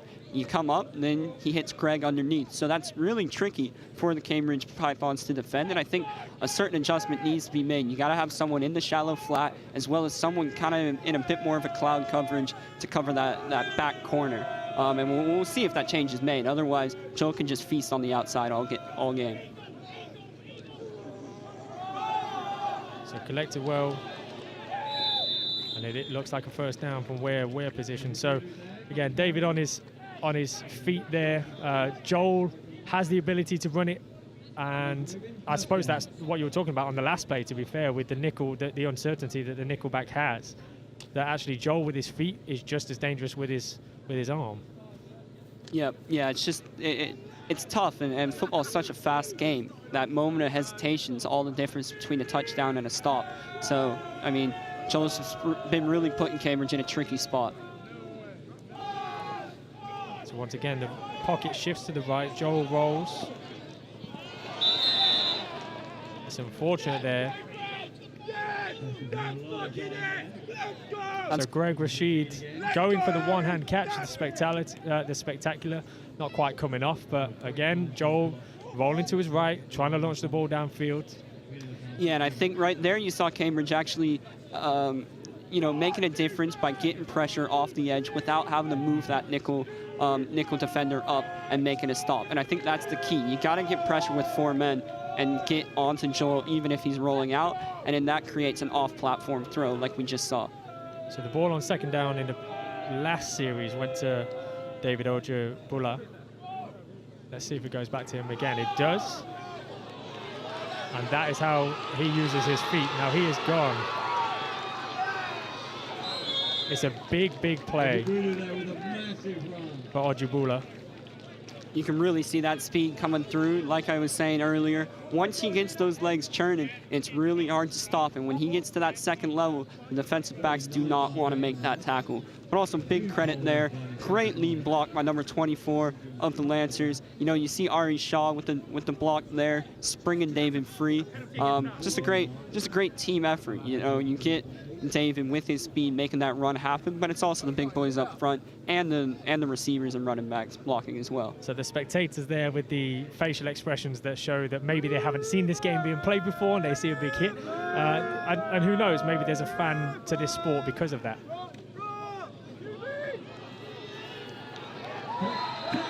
There we go, bit of trickery. They're returning to the reverse. Joel Chesters with a little bit of a reverse play, running it in. You can see him counting on his fingers. That's 3 touchdowns for him today. Great play by him. Yeah, just exceptional work there by Joel Chesters. We see that the counterintuitive nature of what's going on there in the line is, you know, really, it's playing into the hands of the Lancers so much that even if the defensive line are managing to break through that big O-line, the ability of his feet for Joel to shift left or shift right and just move that pocket wherever it might be is creating havoc for them. Yeah, I don't envy what the Pythons defensive coordinator is really going through right now, because you can see, you know, David just broke a big run up the middle, so now they're trying to clog the middle, and then Joel can just take it inside or fake the inside handoff, take it to the outside and score. So, you know, when you got 2 playmakers like the Lancers do, it's impossible to put resources on both of them. You're just kind of choosing which one you focus on, and it is really difficult, especially with how talented both Joel Chesters and David Ojiabulu are.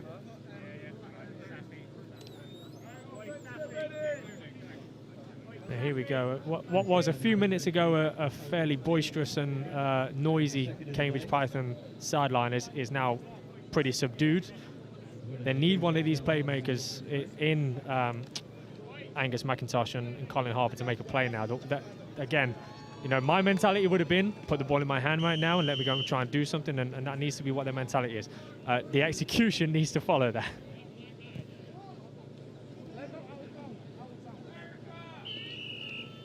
Once again, kick outside, out of bounds. So, I mean, Python's going to have good field position, but, you know, now we're kind of getting to a score line where just running your normal offense might not be enough. You might actually have to move into something more hurry up, getting big chunk plays, and that might not be something that Cambridge is comfortable with. So, you know, we'll see if they'll be able to answer that call moving forward.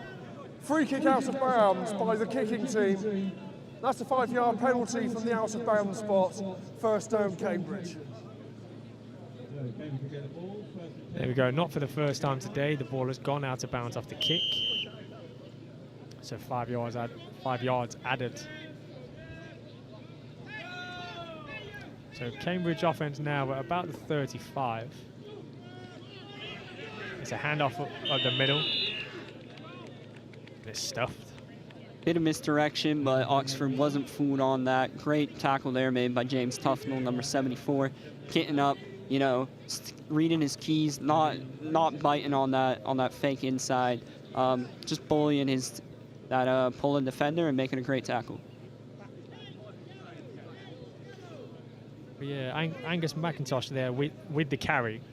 And from my perspective, from a Cambridge perspective, and from the way the game seems to be going, you want to get the ball into his hands and Colin Harper's hands as much as you can to try and make some plays. So absolutely expect them to come back to that.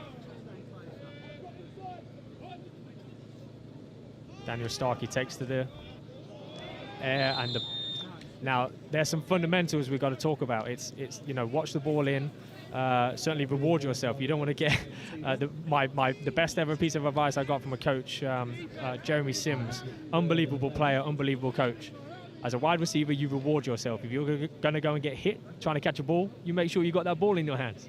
Absolutely, you can't take your eyes off it and think about when that hit's coming. You're going to get hit anyway. So exactly, might as well reward yourself with that catch, with these yards. And unfortunately, that didn't happen for the Pythons there. But those are the kind of plays they're going to need moving forward. You're going to need getting the ball in the air, picking up some yards.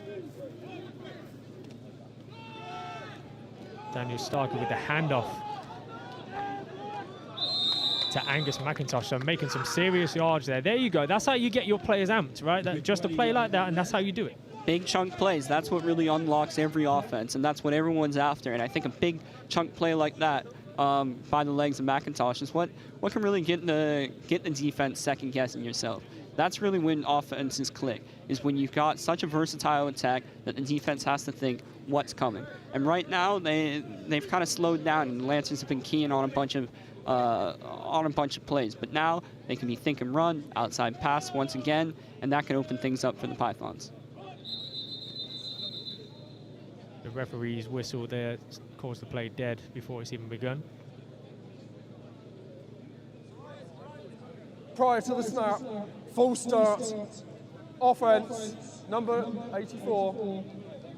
That's a 5-yard penalty, still first down.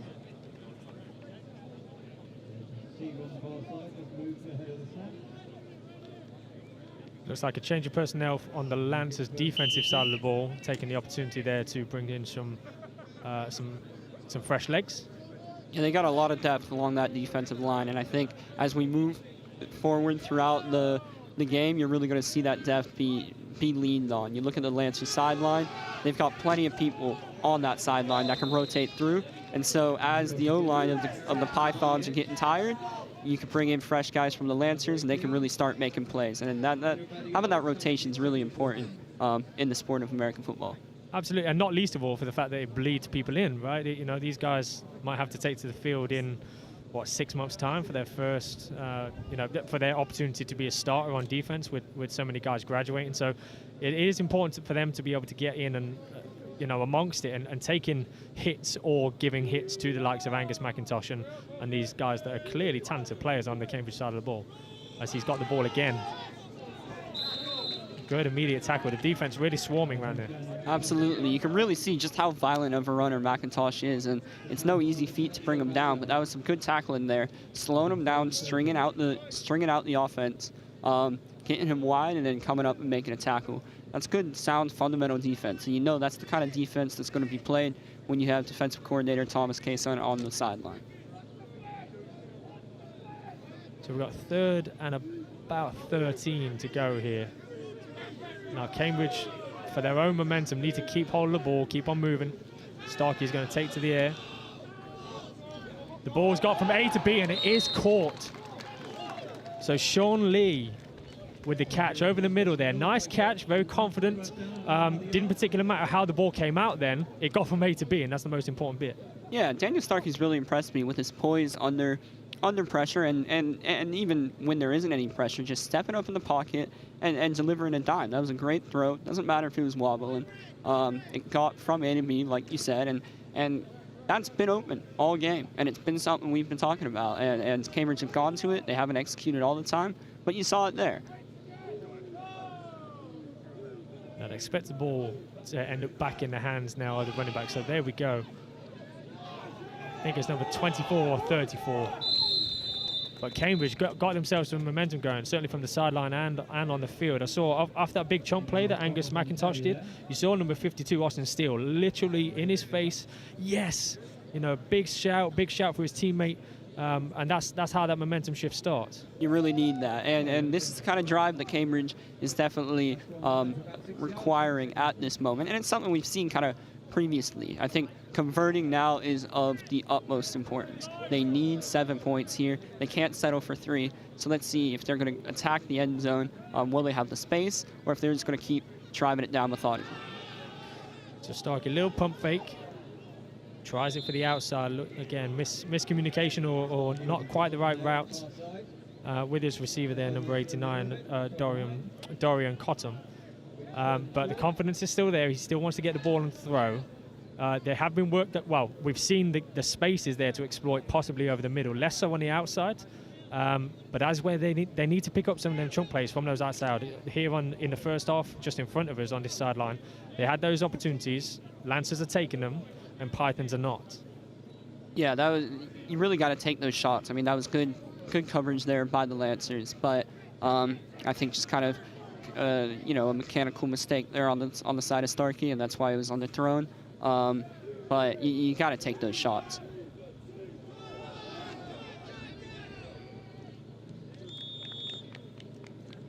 Tough sled in there. I think only a yard or 2 picked up, which is going to take us to 4th and about 3, I believe. Yeah, Gabriel Aston there. He's had a couple of runs now at the middle, looking for a gap, and it's not quite there. Big boys for the Lancers in that middle, doing exactly what they need to do, swarming and plugging up those gaps. On the 19-yard line, Cambridge obviously looking at a 28-point deficit. We've got a timeout on the field. Once again, I think for an injury. So number 72, Huan Albin, and we'll take the opportunity, maybe again just to reflect on the magnitude of what today is, and we've spoken about it a couple of times. But anyone joining us late on in this live stream, you know, this is the first time that something of this magnitude has been held here at this brand new pitch that's dedicated to American football in the historic city of Oxford. You know, what does that mean? It's such an amazing kind of fresh start.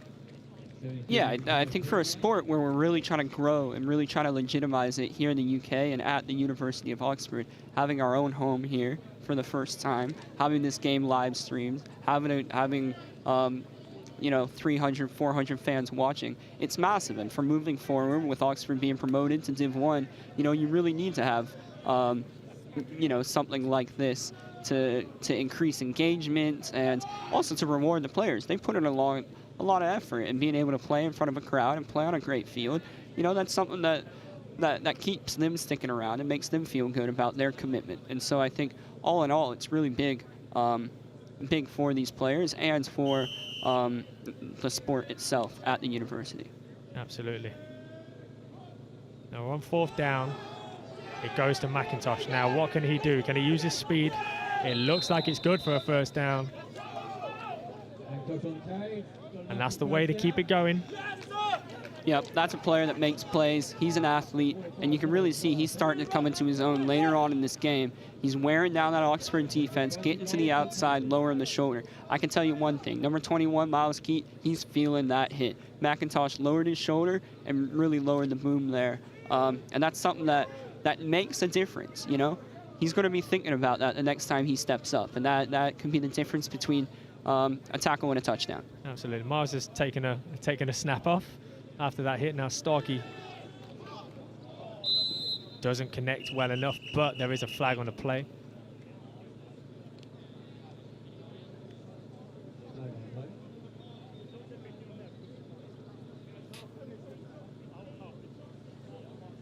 Personal foul, roughing the passer, defense, number 74.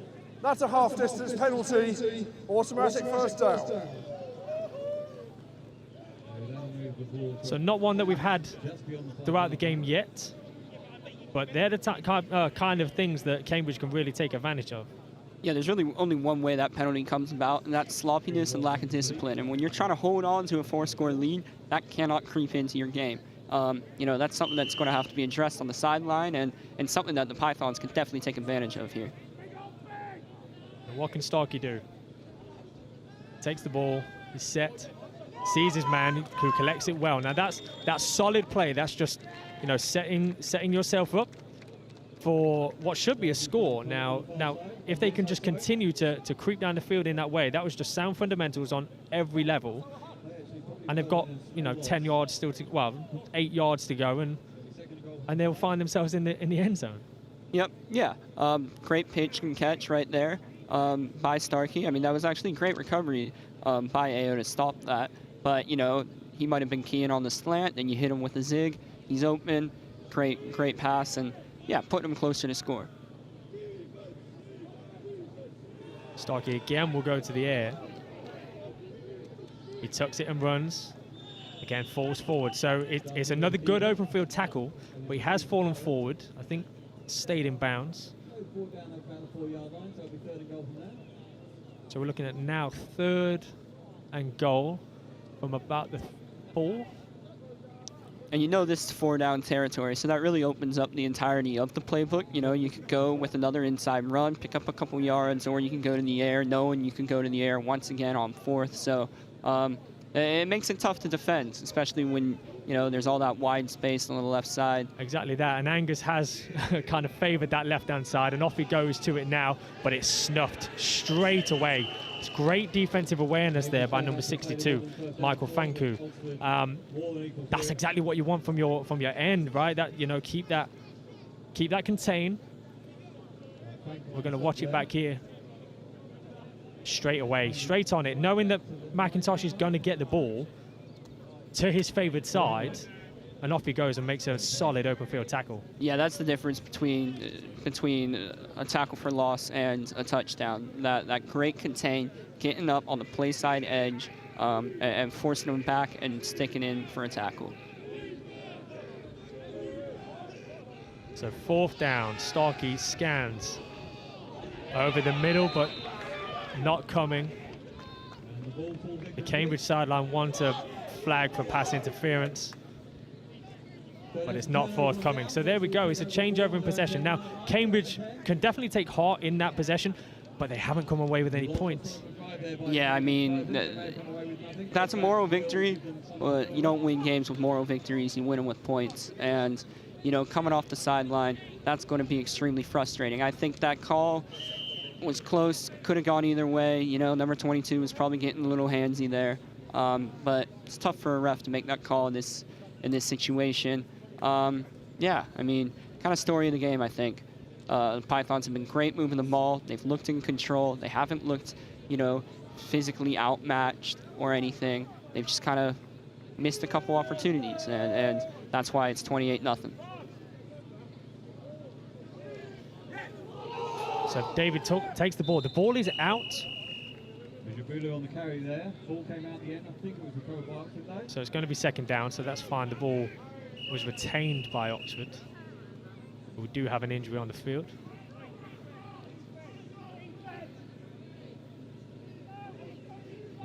The medics there are First Line Medical. Big thanks to them for their support for today as well. That is the end of the third quarter. Okay, so third quarter's over. So we're into the fourth quarter now, and again, if we're going with the mentality of 0-0 going into the fourth, Oxford are doing what? What's their mentality? What is it they're trying to say to each other? I think just keep executing. As cliche as it is, you know that what you've been doing can lead to long, sustained drives, because that's what Lancers are going to want to do right now. A nice, long, sustained drive, you know, drain the clock, lean on David, lean on the run game, and try to get out of here with a victory. I think just focusing on that execution is really important. And I think don't panic and don't get excited either. You can't really let the emotions of a potential victory on the horizon creep into your game, because then that's when mistakes happen. That's when a comeback could happen. So I think just take each play one at a time, slow it down, don't panic, and take care of business. So in terms of getting out of here, what's the plan for the two teams after this game? Now I understand that actually there's an event where both teams take part in a dinner and you know, some camaraderie. Tell me a little bit about that. Yeah, it's great. After the game, once all the emotion has kind of settled, both teams will go out for a nice formal dinner together, and I think it's great that you know, you're at war on this battlefield, but then after that you can still have a good time, get dinner, talk to everyone, reminisce about the game, and it's you know, we're all out here for fun. We play this game because we love it, and win or loss, that shouldn't, you know, destroy our love of the game. And so just coming together, you know, especially when there's so few people who play this sport in the UK, you know, just taking the time to appreciate it with other people, even if they're on the opposite sides, is a great, really a great chance and a great event. Yeah, I think it says so much about the two sets of people involved, right? It says an awful lot about the two institutions, the two clubs. You can go into this kind of battle with such a, you know, high stakes in terms of its prestige and the status, and then just a couple of hours later be sat next to each other, you know, sharing dinner, sharing stories, interacting, networking, all that good stuff that comes with the two universities. It's prominent for that, right? And I don't think that really happens at other institutions, and it shouldn't really be taken for granted. I'm sure the guys don't take it for granted. Yeah, absolutely. It is just a great opportunity to get to know people and have a good time. Yeah, that's certainly something that's not necessarily seen in other sports or institutions.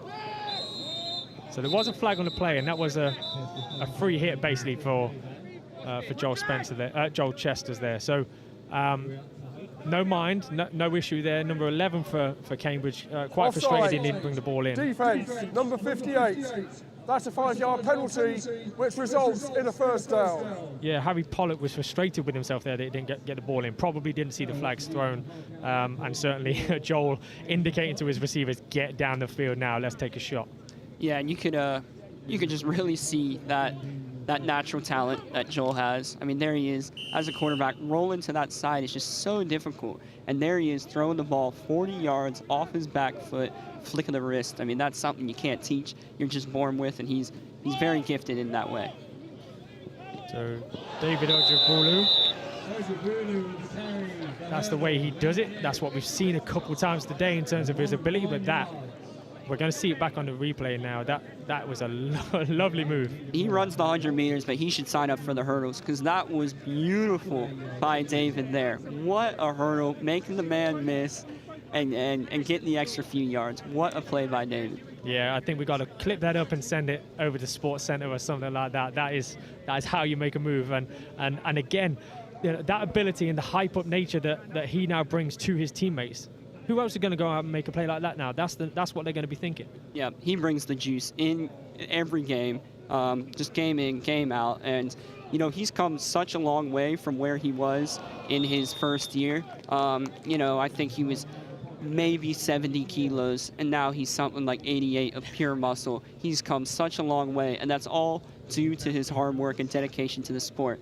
You know, he's the hardest worker I know on this team, and it really shows through, because now he is a star on this team, and he's really showing that today, and it's really fantastic to see him get that reward for his work. Absolutely. straight on the Instagram profile. Absolutely. Now, Sean Ojijemi needs to watch that ball in. That's a couple of times today. I think he's had the opportunity to make a play. Goes back to the same play, watch the ball in. Doesn't quite move his feet in time there. But same play again. Joel's going back to it. Yep, good contain there by Cambridge. Obviously, they let number 24 leak out to the side, and that's just a little, you know, happy feet from Joel. I think that's one, you know, aspect of his game that he can improve is working on that short game and not, you know, panicking when you see something so open. You know, you have time. You're a big guy. You can stand there and deliver a strike. You know, it's just a missed opportunity, but you know, unfortunate, and they'll move forward.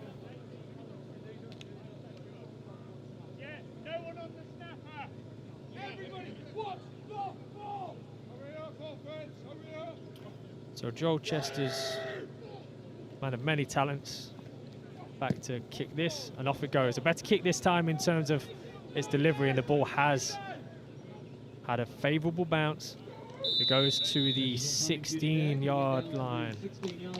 Yeah, that's a great punt. It's tough to field that when it's such a line drive bullet like that. So, you know, you don't fault the Cambridge player for letting it go, but then when it's spinning in the way it is, it's going to roll. So just a well-executed punt there by Joel. Yeah, hasn't bounced in the way that it might do on other turfs. And again, you know, if you start to get used to that, if the Lancers truly turn this into their home field, their fortress, and understand those little intricacies that maybe they can take advantage of moving forward, that might be something to take note of moving forward.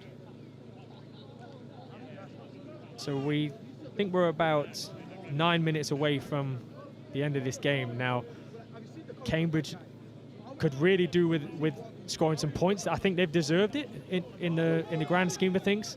Angus McIntosh, I think it is there, taking the ball, and certainly his hard running and playmaking ability can get those points. But let's see what Starkey can do. I'm sure he'll be eager to get some points on the board as well. Yeah, it's tough. I mean, now your offense completely has to change if you're trying to score quickly, and it puts you at a disadvantage when the Lancers kind of know what sort of offense you gotta come out in. So it's gonna be tough to move the ball, but once again, just leaning on your playmakers and trying to hit those longer pass plays will really do wonders for the offense. So Daniel Starkey looks right, rolls left, and he is tackled from behind by David Ojibulu. How many times is he going to make a play today? A man of many talents. First, just running the ball on the offense hard, making plays, and then he's coming off the edge. Just really the Cambridge offensive and defensive coordinator's nightmare. I don't know how you stop this guy with his sort of athleticism. Just beautiful play by him. Great chase down tackle. It's tough. You can't leave him one-on-one on that backside, or you're going to pay, like we just saw. So it moves to third down for Cambridge, and they've got quite a way to go to hit that first down marker. Starkey receives the ball. He's going to the air. A nice delivered ball. Unfortunate on that one. It was a pretty good delivery. Not quite there on with his receiver, number 89, Dorian Cotton. Yeah, really well thrown ball. I think they were just, not synced up perfectly with the depth of that route. Looks like he cut out a little early for the liking of Starkey, and that's what kind of ended up leading it to fly over his head. That was tough, right at the sticks, but now it looks like the punt unit of the Pythons is coming out. And I would say, are they going to run something tricky? It's difficult to say that when they're so far in their own half. The ball goes sky high. Takes a favorable bounce, at least for the Pythons. Close to the 40-yard line. Yeah, punter did well there to even get it off his foot without it being blocked. He was under a lot of duress and wound up being a pretty solid punt. So now we're going to see the Lancers offense come out and see if they can really put this game out of reach. I think, we've been talking about big plays required by the Pythons offense, but I think, they need big plays from their defense too. You got to get a turnover. You got to really push the Lancers back, and that's something that, despite playing pretty good defense today and only giving up a couple big plays, they haven't been, really on that attacking side, getting the ball out of the hands of the Lancers. And so You know, if they want any chance to come back in this, you're going to have to see that from the Pythons defense. And is that what Pat McClear, OC for the Lancers, is going to try to do? Just keep things simple, not, you know, don't need a trick play right now. Keep the ball moving, and don't risk putting it in the hands of a defensive player. I think that's exactly what he's going to be talking about on the sidelines. I know for a fact, you know, having him in my ear for 3 straight seasons, I know on the sideline, Joel Chesters would have been told, don't do anything stupid, just take care of the ball. Like you were exactly saying, you know, let's just be methodical, suck the clock, and move forward. And I think, yeah, we'll see a heavy dose of just running the ball, maybe the occasional short pass play. Yeah, so we see that tighter formation on the line now with a tight end coming in, number 10. Tal Jeffrey has moved right in to basically do that, right? I'd imagine to shore up the line, make sure there's no risk of defensive penetration. Yeah, you can even see with the play calling. You know, earlier in the game, we've been seeing a lot of reliance on outside zone and bootleg, and now with that tight end moving inside, they're getting more to an inside zone, and even a trap play there. You can see 59 coming across. So, yeah, now just keeping it on the interior and, you know, really leaning on Cambridge with that massive line. If you're looking at the size of the 2 lines out there, you know, Oxford could just take advantage of it and move forward and just get, you know, small pieces of yards. I would say David needs to tuck in that ball a little bit more for my liking, looking at the replay there. Ball is low and loose, but Joel goes to the air. It's a nice grab. Has he made that? They are saying that is complete. Great grab. That is number 81. So Piers von Delzen. What a pass from Joel. Once again, I mean, we're just seeing, you know, his incredible arm talent just be put on display. I mean, you know, reaching up, catching that ball, then off his back foot once again and hitting Piers. And he gets the one I'm thinking foot that's in. a really nice play, yeah. A heads-up play, obviously not like in the NFL for those of you who do watch it where you need 2 feet in bounds to make that play. It is only 1 foot and it looked good from the replay here. So, yeah, another chance to put more points on the board. Any trick plays here? You know, Pat doesn't give me those kind of secrets. I've been off the team now for a year. He doesn't tell me anything like that. They don't need a trick play. Straight up the middle with David Ojiabolu. You know, finally rewarding him. I don't think he scored today, and he's been tremendous. So it's great for him to actually get on the board with that. Absolutely, yeah. So, you know, that would be a nice thing for the Lancers in terms of, again, looking forward into the new season, that they're mixing it up with the people scoring their points. It's not all reliant on 1 or 2 individuals. Yes, they were chunk plays, but that's fine. You take them when you can get them. But a really solid effort there from the whole of the Lancers offense. Yep. Yeah, that was a great play. And, you know, now you're starting to look forward to next season as well. And Joel Chester's studying medicine, so he's going to be around for several more years. I believe he has 3 more years of eligibility here at Oxford. And so, you know, it's really exciting. Obviously, David will be gone after this season, but you see a lot of the young talent playing well, like Joel, Ari Shaw. They'll be around. And so seeing them play so well is definitely something that Oxford can take comfort in moving forward. Absolutely. So Joel Chester's representing St. Cat's. There are quite a few members of this team who are from that particular college. And explain to me a little bit now. Not every university in the country will have that kind of affinity to their college. It doesn't quite work like that in most universities. So tell us a little bit about that so people understand what that might mean to someone. Yeah, I mean, it's really the place where the majority of people live, where the majority of your tutorials and classes are. It's kind of like your base of operations of only a few hundred people, and that's where real kind of tight-knit communities are built. And since there's so many kind of intercollegiate competitions, you really build up this affinity and camaraderie within your college. And so representing that college is just kind of another level of pride on top of, you know, the university at large. And do you want to give a shout out? Where were you? You know, Somerville. We've got a couple guys on the team this year. We've got a long history of having people out there. Representing. So Somerville, best college out there, produces the best talent. Yeah. We'll give a shout out also to Keble College. Now, that is where Ryan Millsap who has been such a key integral part and financier of this kind of investment and development into the sport here. We know that's where he had such a prominent time in his short time at the university, you know, a couple of decades ago. I won't elaborate on that, but yeah, it just shows that affinity and the love and appreciation that individuals have for their college time as well as the university. It's, like I say, it's not something that every student in this country will get. It's an affinity to one thing and one thing only, whereas it's multifaceted here, which is, yeah, a really nice, unique experience.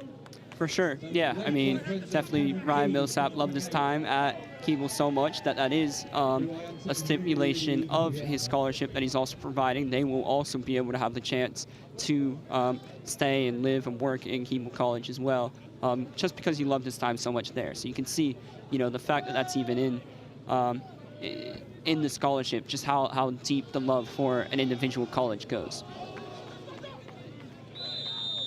So Starkey's there, Daniel Starkey there staying big in the pocket right until the last moment, taking quite a vicious hit there from number 60, Edom, and you know, not quite connecting with his receiver, but still confident enough to keep on delivering that ball as and when he can. Yeah, and I think people might underestimate, and maybe this is just the quarterback and me coming out, but people underestimate how difficult it is to make a throw under pressure, and even make a throw at all. I mean, when you're standing behind those big linemen, Daniel Starkey's not a tall guy, neither am I. Half the time, you can't even see the receiver. You just know where he should be, and so you're making that throw. And so any kind of change to that is really difficult. And so, you know, even if you're just a couple yards off, it's tough to make that throw. And I think he's done a great job standing in the pocket and actually delivering, even if he's gotten unlucky with where those passes wind up. Yeah, and the pressure came pretty immediately there. You want to see these guys continue to put in that fight like they have done the whole game. There is, you know, 4.5 minutes left from what we know.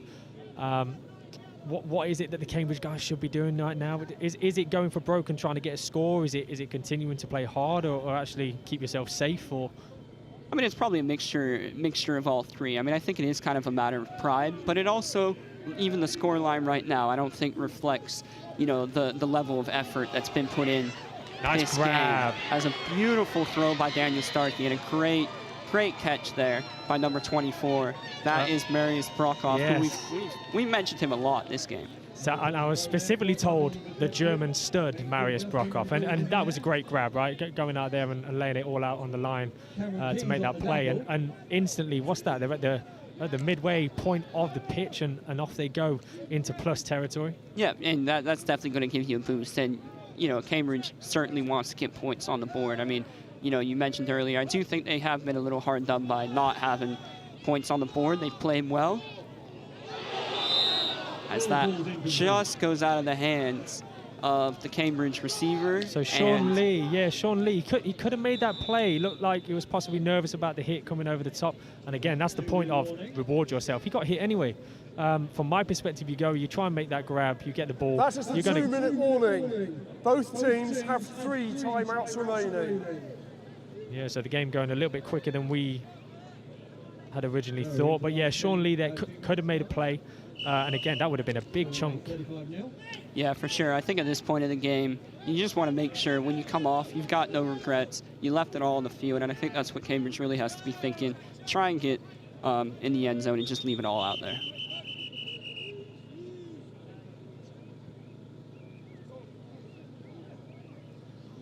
Timeout, Oxford. That is their first timeout of the half. So Oxford are going to get together, have a little bit of a talk about where they want to go. Timeout was called at 1:46.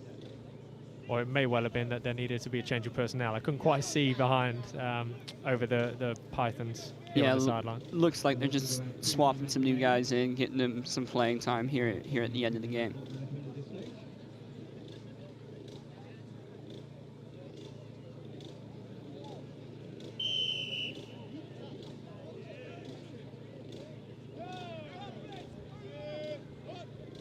Starkey takes the ball, scans, goes left and long, and that is a great grab. Once again, going to Colin Harper. So You know, playmakers making plays. That's exactly what they want. It's a little bit late in the day, but that, you know, that's something to hang your hat on. Yeah, I think they're finally getting rewarded on the 50-50 plays. This whole day, it hasn't gone their way. And I think now, you know, those shots are starting to go the Cambridge way. Timeout, Cambridge. That is their first timeout of the half. Timeout was called at 1:26. Yeah, and it's just excellent plays by both the receivers as well as Daniel Starkey. He's putting the ball where it needs to go. Yeah, you know, credit to this Pythons team, really putting it on here towards the end. You can tell with that immediate timeout, they know they want to put some points on the board, and they are well deserving of it.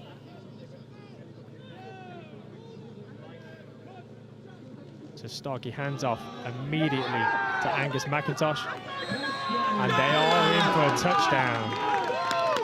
And you got to say it's well deserved. Yeah, that was a great drive, and I think that's kind of, you know, that's what we saw the entire game from Cambridge, and it's just within those last 10 yards where things were going a little differently.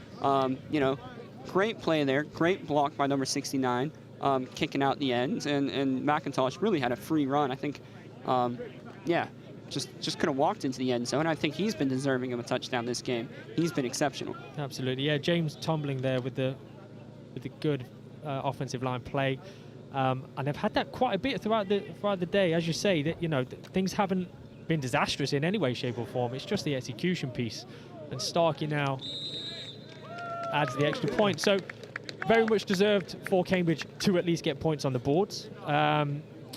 Yeah, scoreline, is it representative of the feel of the whole day?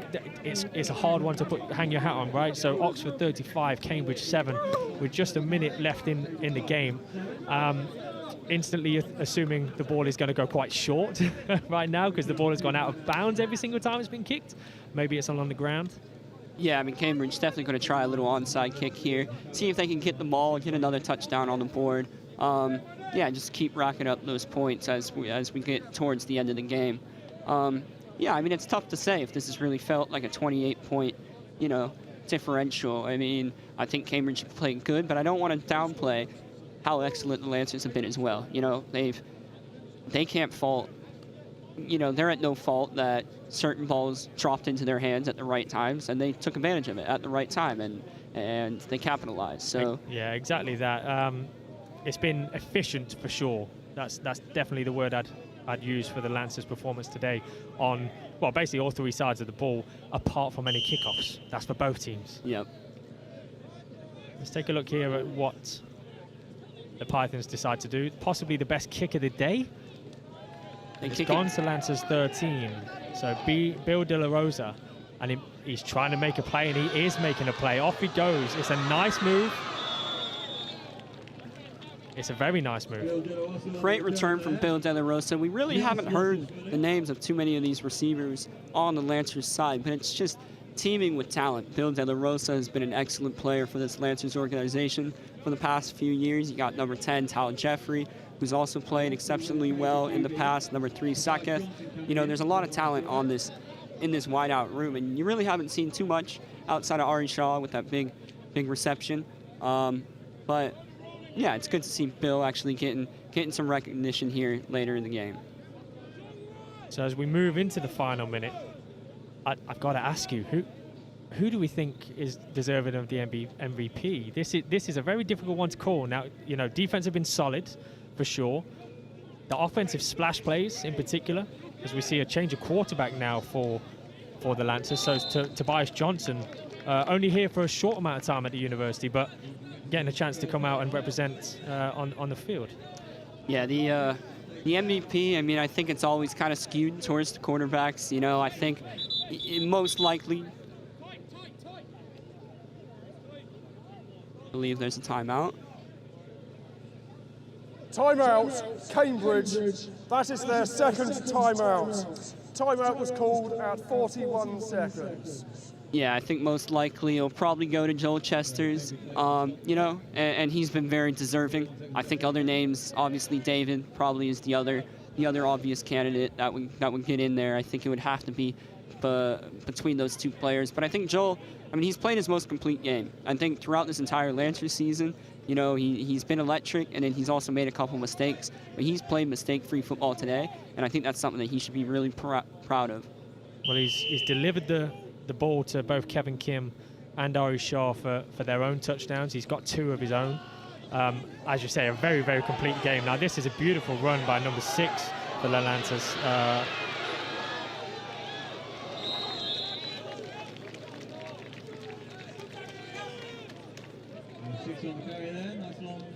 Now, keep on playing to the end. That's exactly what players should do. You know, it provides the utmost respect to your opposition to continue to play hard and fast in these type of situations. So full credit to that kind of effort there. Absolutely, and I'll tell you one thing. The way he's holding that ball, he's definitely a rugby kid. Like, there's no doubt about it. He's definitely got a rugby background, and you can really see it with the way he ran, but also the way he's holding that. Low and loose, just like the pros. So Joel Chester's comes back in, a handoff to David, and they're looking at Lil Flea. Oh, okay, so a reverse back. Joel Chester's off he goes. And it is yet another touchdown, a hat trick for Joel Chester's.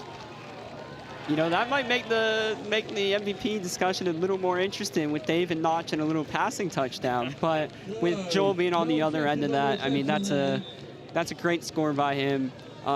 You know, it just kind of puts an exclamation on the end of this game. Great little bit of trickery. You know, Pat definitely had that cooked up for a long time. The result of the play is a touchdown. Time expired during the previous play. That is the end of the game.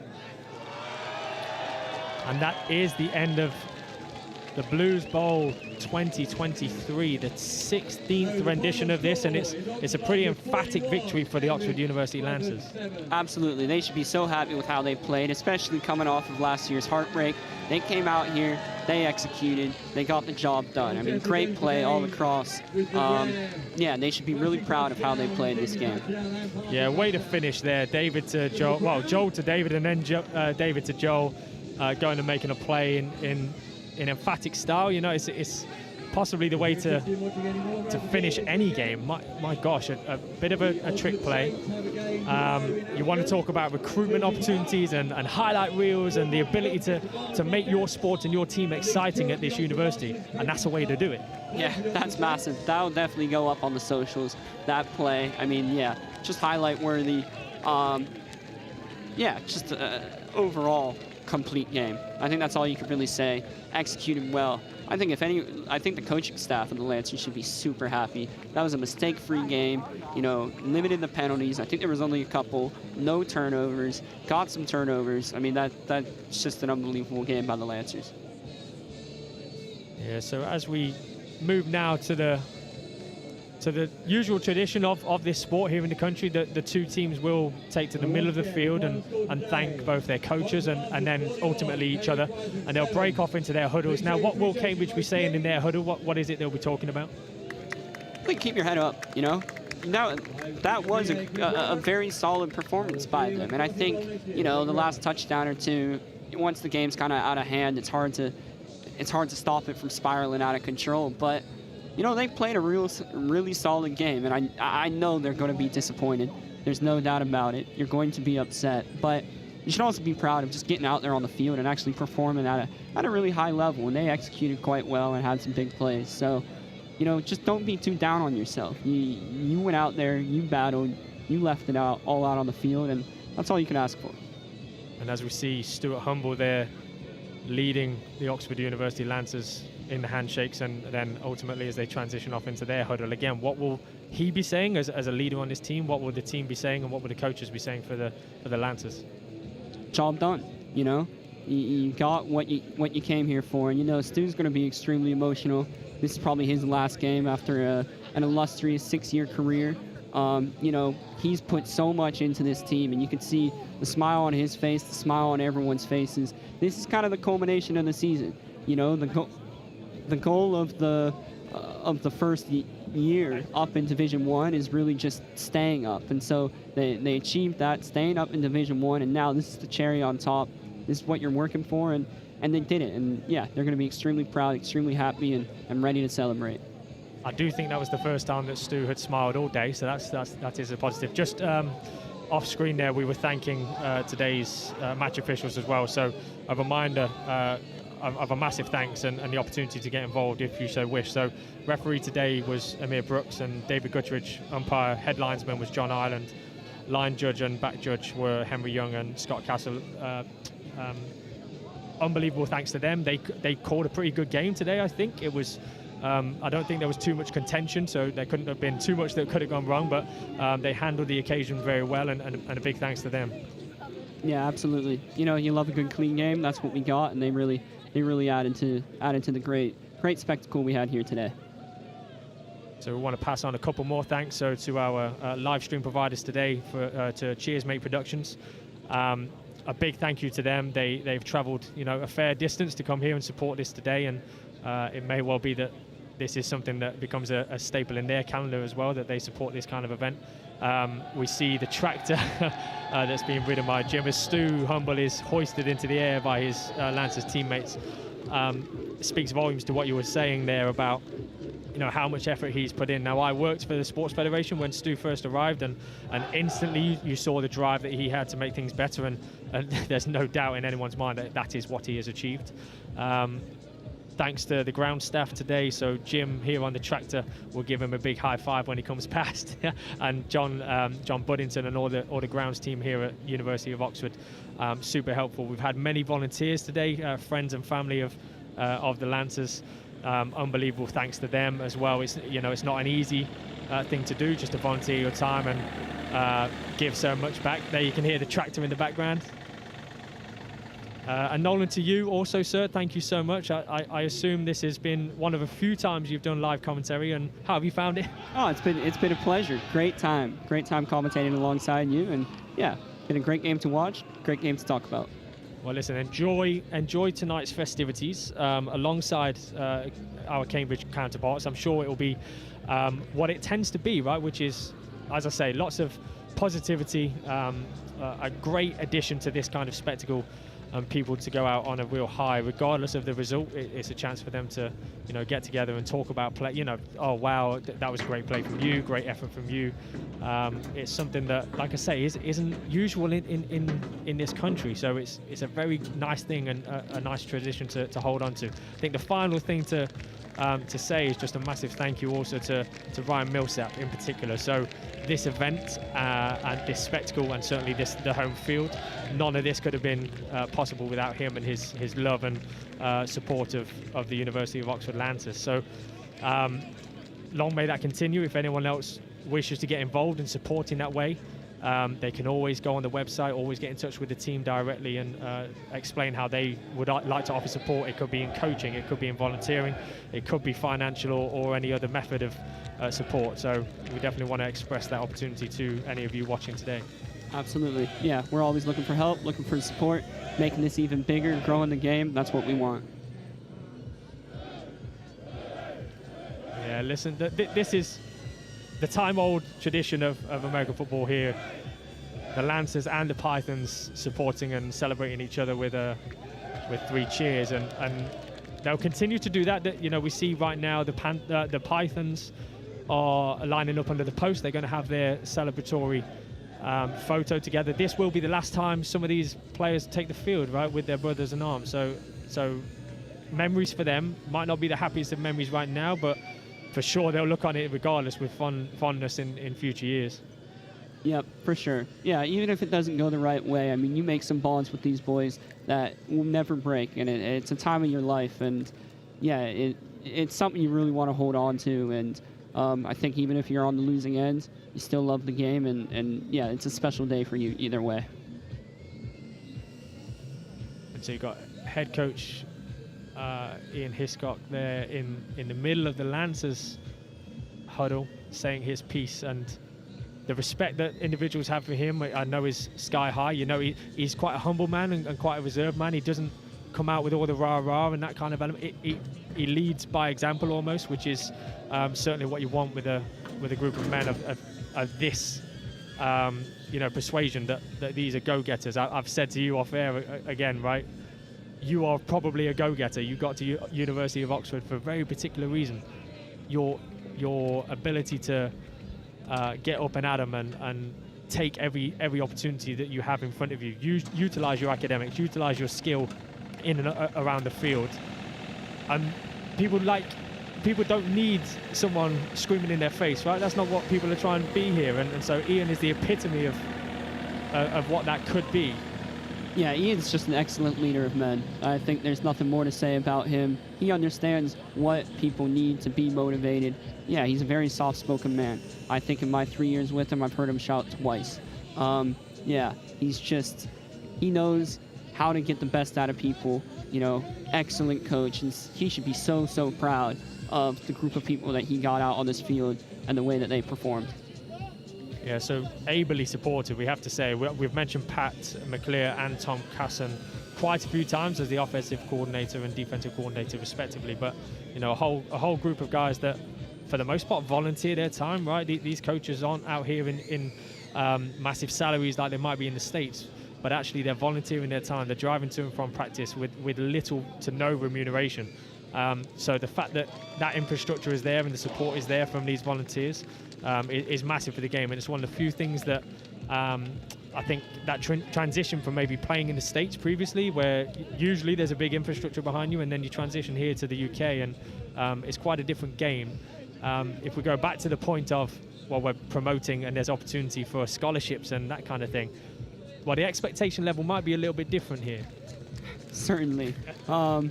Yeah, I mean, I feel like even I started playing in the U.S. at the age of 7. You know, Pop Warner football.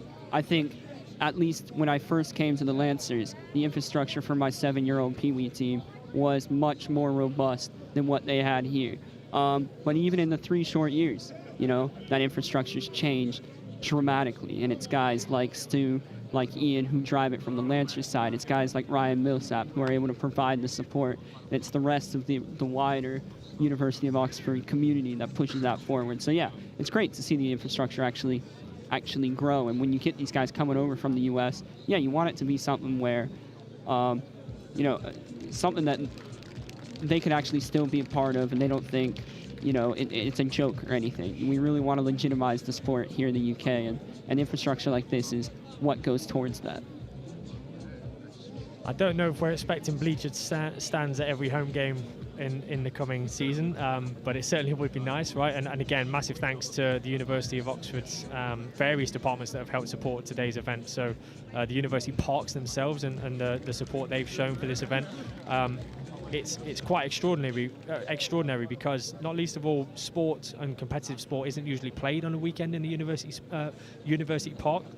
So for that to be kind of lifted in terms of that long-standing rule and the love and appreciation shown towards the sport and what it can do for a 100+ year rule, that, you know what, you can't do this. And actually, you know, people come along and they ask questions and they try to make things happen, and you know, you've got people there receptive on the other side. So the university staff in particular, I know that the appreciation towards them is super high, because it allows for this kind of thing to happen. This didn't happen in, as you say, a year ago, 2 years ago, 3 years ago. So, you know, the longevity of the sport and the spectacle is certainly there for all to see. They can see what it can become and what it can continue to become, the sustained nature of this.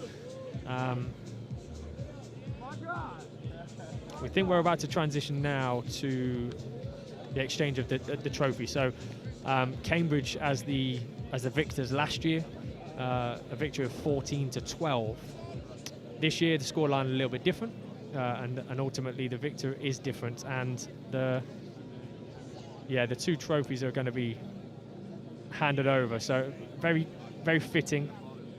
We see the spectators there, some loved ones, some friends and family of University of Oxford students here. It's great to see them and the fact that they've made the trip down or up to Oxford. And for all of you watching at home, hopefully you got a good sight of your loved ones or your friends and family that may have been on the field today or on the sidelines supporting.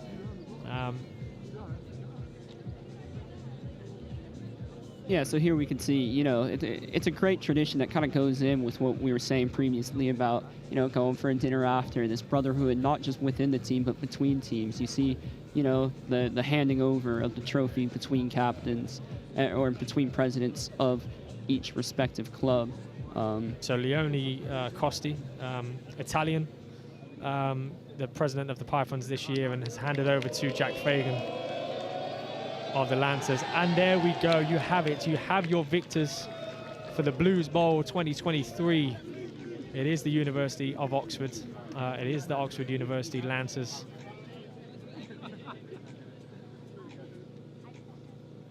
Quite rightly, everybody is posing for a photo. And I believe this is the MVP trophy, possibly? Yep, the MVP trophy, which is decided upon by Cambridge. So it's amongst those players and coaching staff. They decide who they think was the MVP of the other team. So it's great fair way for that to be handed out. And it's a great tradition. You know, their name will get engraved on that trophy and live on, which is really, really an exciting prospect for whoever gets that award. You called it. So Joel, the hat-trick scorer of touchdowns, Chester's, is the MVP for the Blues Bowl 2023. A well-deserved award, and again, fair play to Cambridge for the recognition of that. He's played a great game, and Cambridge have clearly recognised that. Yep, can't fault anything with his game. You know, just tremendous. Such an athlete, such an amazing player, and a real hard worker too. You know, I worked behind the scenes with him all of last season, prior seasons, when he's been in the organization, and he might not have been, you know, in a primary role with the team, but he didn't let that discourage him. He knew his time would come, and now you can really see him flourish after that development. Yeah, I think the respect between these two teams is extremely high, and it speaks volumes to, again, the tradition, that long-standing tradition between the two universities. It's not to be underestimated just how important I think that is, and the fact that the two sets of players and coaching staffs and volunteers will now kind of go off. They'll get ready for a dinner later today, and it's, yeah, full credit to them, to all of you. You know, you're part of that tradition as well, Nolan. It's something to definitely be cherished and respected and maintained. Yep. Yeah, for sure. Completely agree with you on that. And yeah, just something that these guys would definitely remember. And that's kind of at the end of the day, all you ask for. You know, have fun, love the game, grow it, and remember these great times you had here. And with that, we will love you and leave you. It has been a pleasure to talk to you today through this game of American football that has been so passionately fought, and will be worthy of celebration this evening on both sides. Until next year, where the University of Cambridge will host the 17th rendition of the Blues Bowl. Thank you and good night.